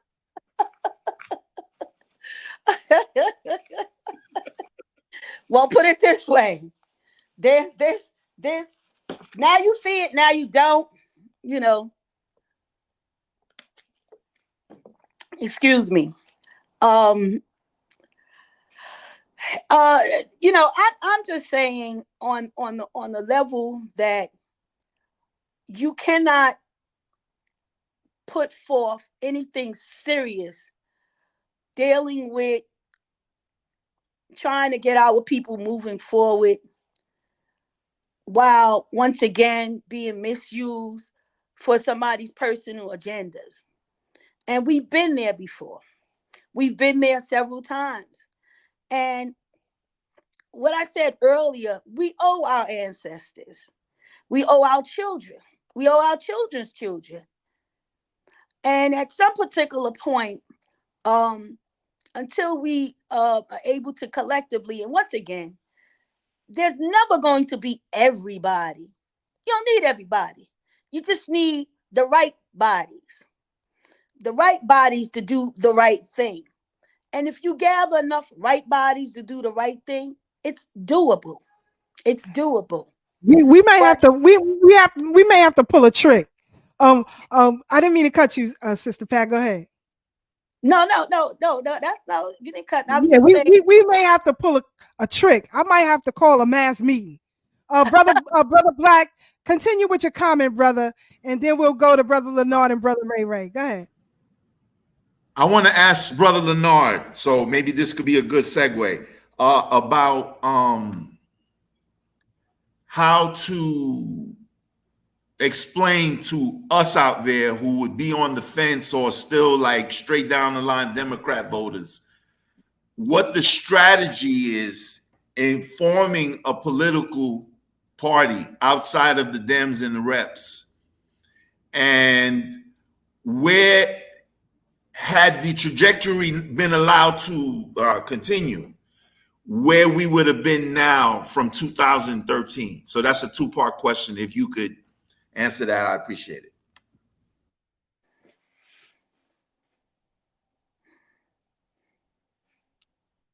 All right.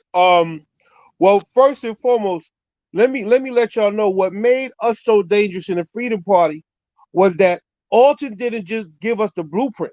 He gave us the parameters and he gave us the perspectives, but then the think tank went out.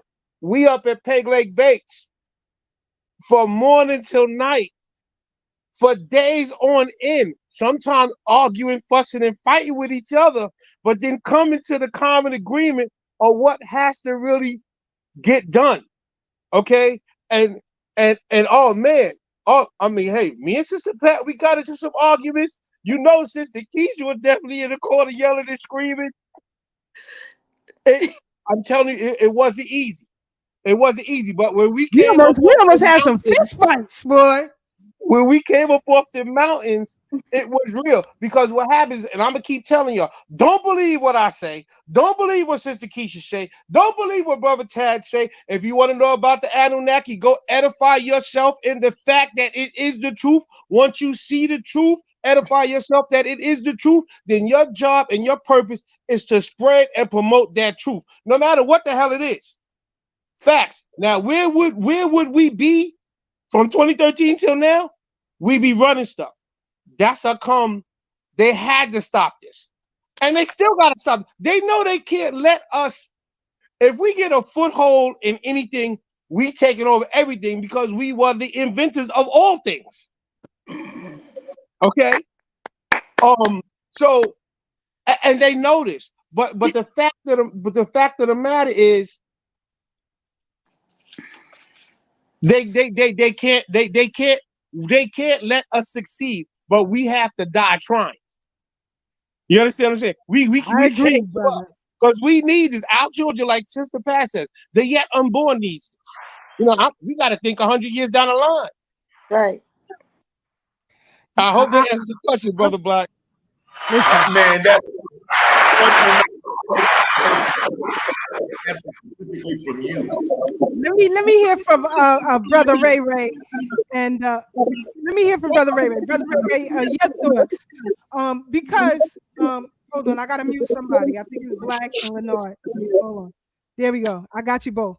Okay, so because one of the things that have been mulling around in my mind for quite some time, and especially since I have begun writing this book, and things are coming back to me, and I deal with certain things, and I think the History Hitman kind of alluded to it on a text exchange he and I had recently. But I really do believe that we can do this again, but with the knowledge that we have for what is to come. Because as we mentioned earlier, there were so many saboteurs amongst us. They were coming left and right. And, you know, like Sister Pat and Brother Lennard said, we got into some thicket of things. And, you know, a couple of times I almost came to blows with a few people. But it is what it is. But Brother Ray, seriously, if we are to do this again, what are the things that you feel that we have to deal with first and foremost to make it happen?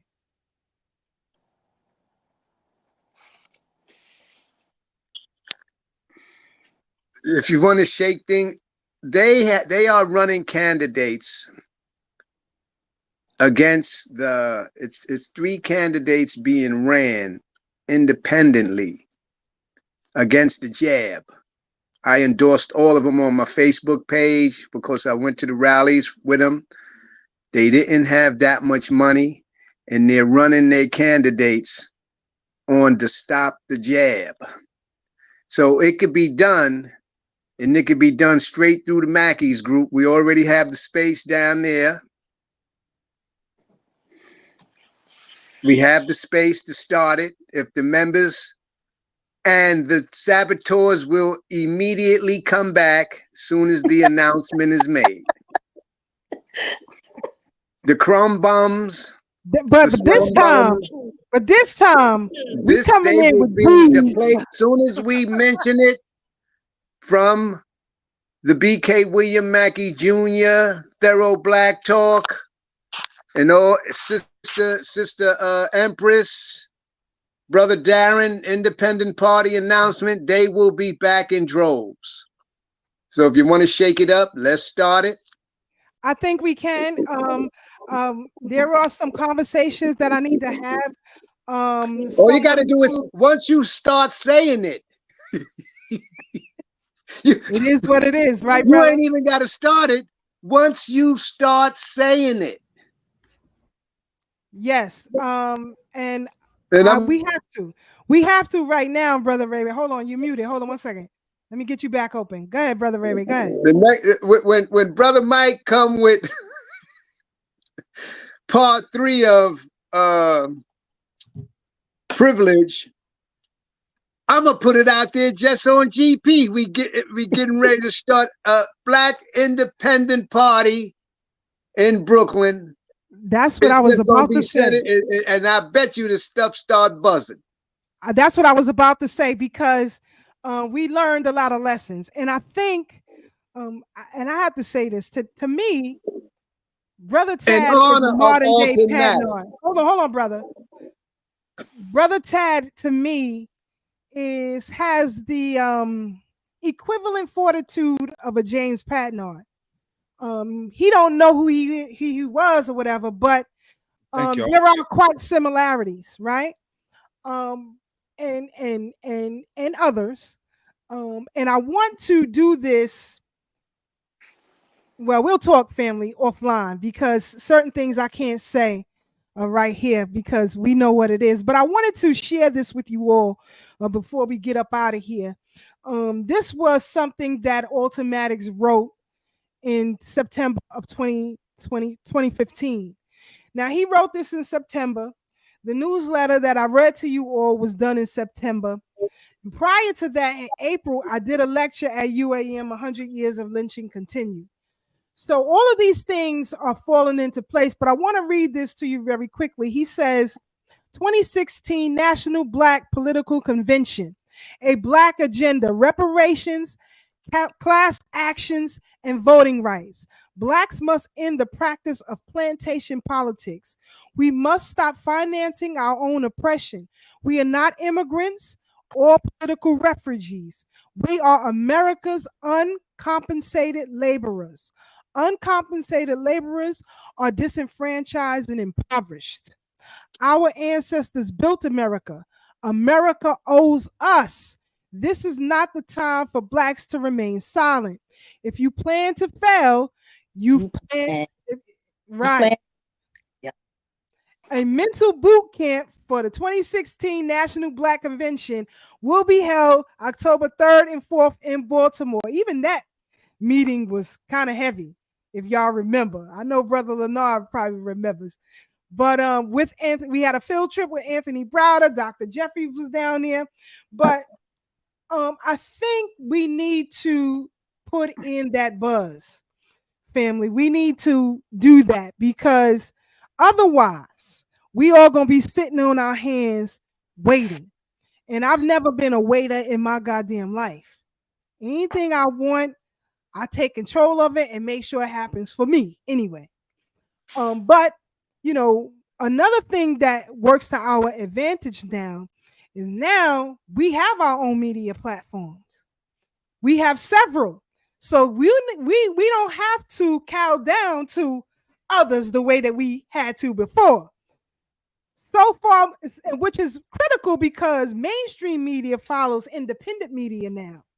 So that's critical. And that was one of the things that really hurt me when we were running and when we were with UAM. And the two saboteurs, and I'll tell y'all offline who they were.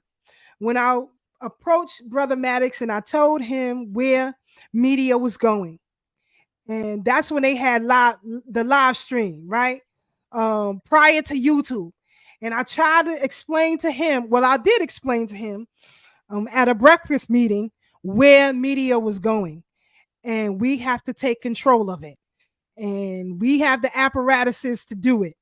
We have the fortitude to get it done. We have people to get it done. And now with the Gen Zers, they would love to take over our media platforms. They would love to. And if we garner them along with us and others, we got this thing in a bag. But we're going to have to do it differently. But again, I'll talk to you guys about this offline. I don't want to say it because I know how people are and I know they watching this. Go ahead, Brother Lennard. Oh yeah, really quick. So don't forget, even though when we was doing a party, we also had this tactic called the write-in vote. Now, because of social media and all this other stuff, this can run rampant against the United States.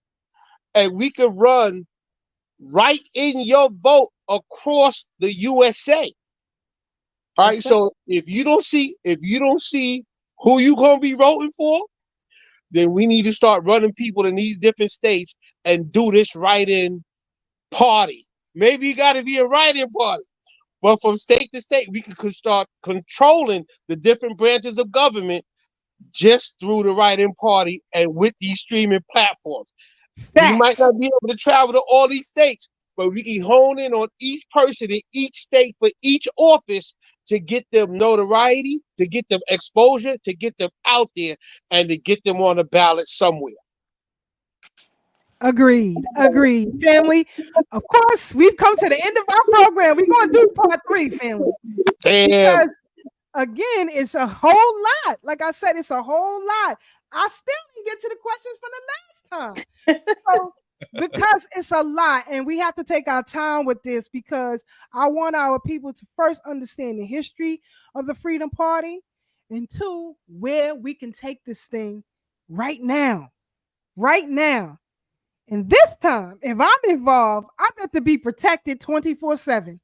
Otherwise, I'm not doing this shit. I'm telling y'all right now. On a whole nother level. Because if I see black cars outside my house again this time, I'm shooting first and ask question later. And y'all better come up with that bail money. But again, we have come to the end of our program. Sister Pat, Brother Lamar, Brother Ray. Please follow the 3 panelists on their social media platforms. You can reach Patricia Patterson on Facebook. You can get Brother Ray, Craig Smith on Facebook and on Instagram. And of course, Brother Lennard is there as well. So if you have any questions for them or any questions that you would like us to ask them when we have them back again very, very soon, because I'm very serious about my feeling. And I don't lose. You know what I'm saying? I done hit the number like 10 times. I done made like 10 numbers so far. Shut up.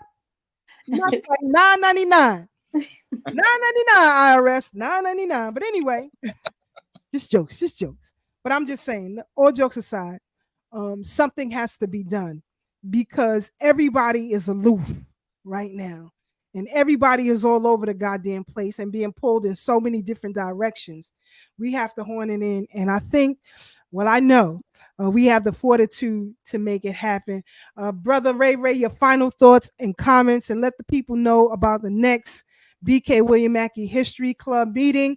And I hope to see y'all there, because we're gonna start making the conversations happen now. So pull up. Go ahead, Brother Ray. Unmute yourself, bro. Oh, great people at Thorough Black Talk. Sister Ma, Brother Black, Tad, Better Days Fitness. Get ready, look them up, because now is the time you start training. And Tad, to get you in shape for the summertime. Sister Keisha, the rally was up the street. We stayed up there for a while, giving out flyers. Sister Pat, thank you for your stuff. We could do it. And Brother Mike, I had death in the family. My nephew's wife passed away after 38 years, and they were teenagers. So we just came. We just lit some balloons on Lafayette between Nostrand and Marcy. The funeral's tomorrow on Sumter Street in the church. So all the results of what's going on today. They have a new book called The Pfizer Papers by Naomi Wolf. And that's the stuff they got from the Freedom of Information. Brother Mike is going to continue his Power Pack series on whiteness in America. Dr. Lewis is going to continue, and we're going to just try our best. If we don't call them out, they won't get called out. And it's funny that they talking about black men won't vote. Now, good, bad, or indifference, what just happened, they just strung up a whole bunch of black men. No matter what, they strung them up. Cuomo is behind it, and all them other people is behind it. Whatever they did. But if you want black men to vote for these people, they just did a job on a whole bunch of black folks. They did them in, and then they say vote for them. All right. Thank you, Brother Ray. Brother Lennard, your final thoughts and comments. And again, we'll see y'all in a couple of weeks. So mark y'all calendars, Sister Pat, Brother Ray, Brother Lennard, and Brother Peace, who is listening. Please send me a text and let me know if you're available in 2 weeks from today. Go ahead, Brother Lennard. Brother Ray said, plant the seed. The seed's been planted, so you know we got targets on our back. And we start talking about running this political party or getting something started, they already sending them out. You know, the spies is out here. You know, they listening, they watching, so we let them know, well, I'm letting you know we coming. You know what I'm saying? That's it. We coming. So look, peace to the panelists, peace to your families. Yo, black people, it's time. It's been time. It's been past time. Let's go. It's our time. And that's really all I got. All I got to say. We got to be about it. You know, I'm sick of talking about it. We could talk all day till we blue in the face. Somebody always gonna say, "Oh, they don't know what they talk. They don't know what they're talking about. They're not gonna win. They're not gonna this." But you know what? You just stay on the sideline, and we see you at the finish line. That's all. There you go, my brother from another mother, for real, for real. Sister Pat, your final thoughts and commentary. Well, let me just take it from our great philosophers, Frederick Douglass. Never will. Find out just what a people will quietly submit to, and you have found out the exact measures of injustice and wrong which will be imposed upon them.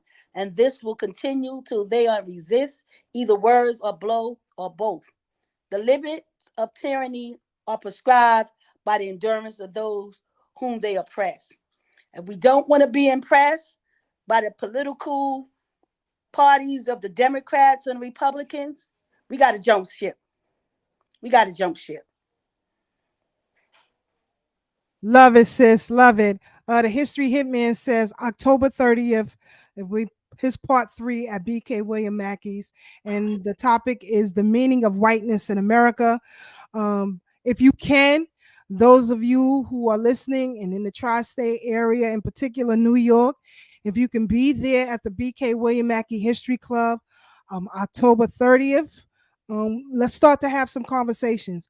Let's try to get there early because I believe Brother Ray Ray would give me a few minutes to talk to all of you. So please show up. 103 Quincy Street. That is 103 Quincy Street. And of course, it is broadcast live on Zoom. Please follow our Thorough Black Talk Facebook page. We always keep the information listed there. Brother Black, I think he is frozen. We're gonna pull him out. I don't know what's going on, but we love you, brother. Can you hear me? We hear you. We hear you. We hear you. Okay, Go ahead, because brother. I'm not frozen on my camera, but you know, these boys is really after me. For those of you on the Freedom Party, thank you for bringing me back to UAM. I said the same when y'all was here the last time.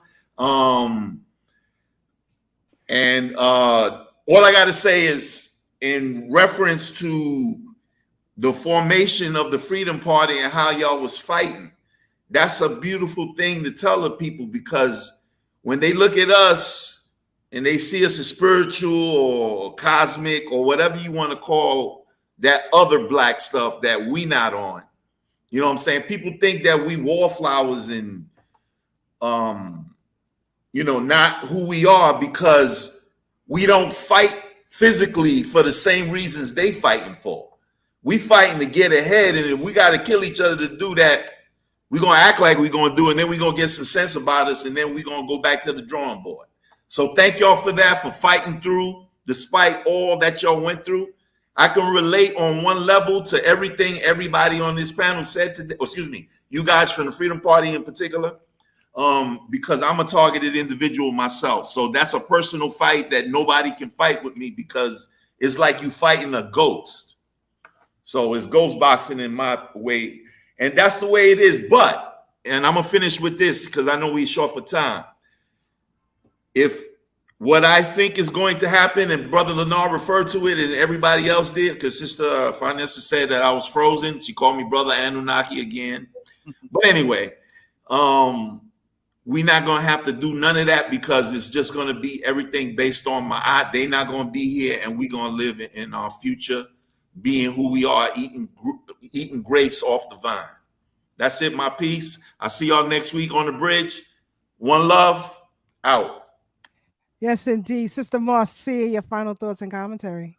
I'd love to thank the panel for coming in and filling us with the past, right? Those of us who lived it and those of us who can live vicariously through you. Thank you for your service and your dedication to our freedom and liberation. I appreciate you from the bottom of my heart.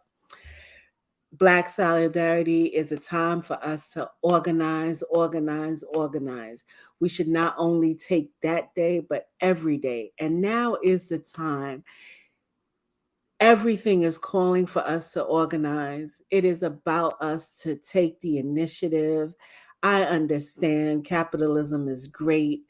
You get this and you get that, but when 2 generations down the line, if you ever imagine your future, if you can't see your grandchildren or your great-grandchildren playing outside anywhere, that means that you screwed up. And I don't believe we are a race of people that can screw up. So it is our job to organize. That's all I call for our people to do. And so with organizing, with this being a full moon, may all of this great energy just fill us in this space, and for us to continue the great works of our ancestors, so we can make time flourish or let time flourish. Whatever it is, may it flourish. Peace. Brother Tad. Yes. Can y'all hear me? Yeah, Sister Pat, Brother Lennard, Big Brother Ray Ray, it's definitely good to see y'all again. It's always a pleasure to have y'all here, giving the political realness for Black folks, giving the substantive conversation that, you know, they can digest and move forward with. It's greatly appreciated. Sister Marcia, it's great to see you again. Thank you for your input. Our brother Blacksmith is caught between the fourth and the fifth dimension, so we'll see him on the flip side. And shout out to our audience. You know, shout out to everybody who tuned in and everybody on the playback. Don't forget to like, subscribe, and share this. Give this to some of your folks still caught on the Democratic plantation. But family, hopefully you were inspired by something you heard tonight, and it's your turn to go out and inspire others. So y'all stay up. Hold up. OG Wisdom this Sunday, 2 p.m. I don't want to forget that. All right? Me and my brother C Gutter. But y'all stay up, stay blessed, stay true, and remember, no matter how hard things may seem right now, there's always better days ahead. Sister Keisha. Definitely check out the OG Wisdom Podcast right here on YouTube, 2 p.m. That's OG Wisdom Podcast, 2 p.m. Shout out to Africans on the Rise and Black United Front. Everybody else who's been checking us out, we definitely appreciate you guys for doing that.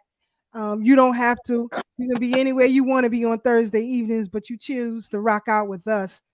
So again, family, take care of yourselves. We'll be back again right here on the Brooklyn Bridge next Thursday. Good night, family. We are out.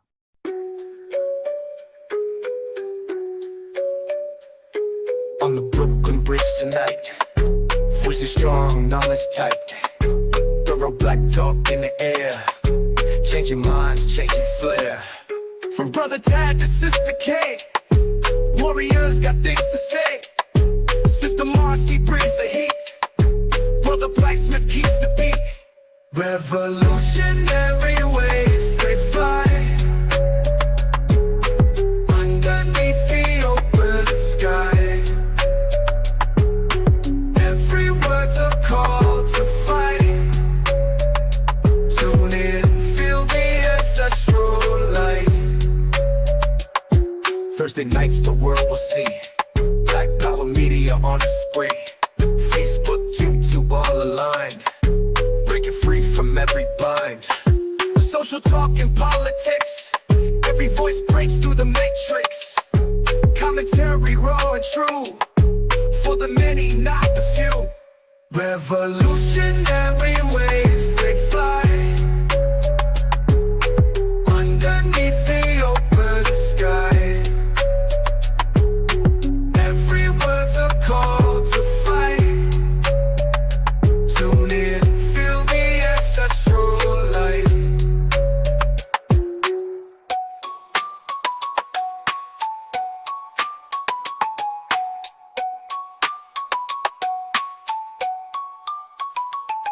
Social talk and politics, every voice breaks through the matrix. Commentary raw and true, for the many, not the few. Revolutionary waves,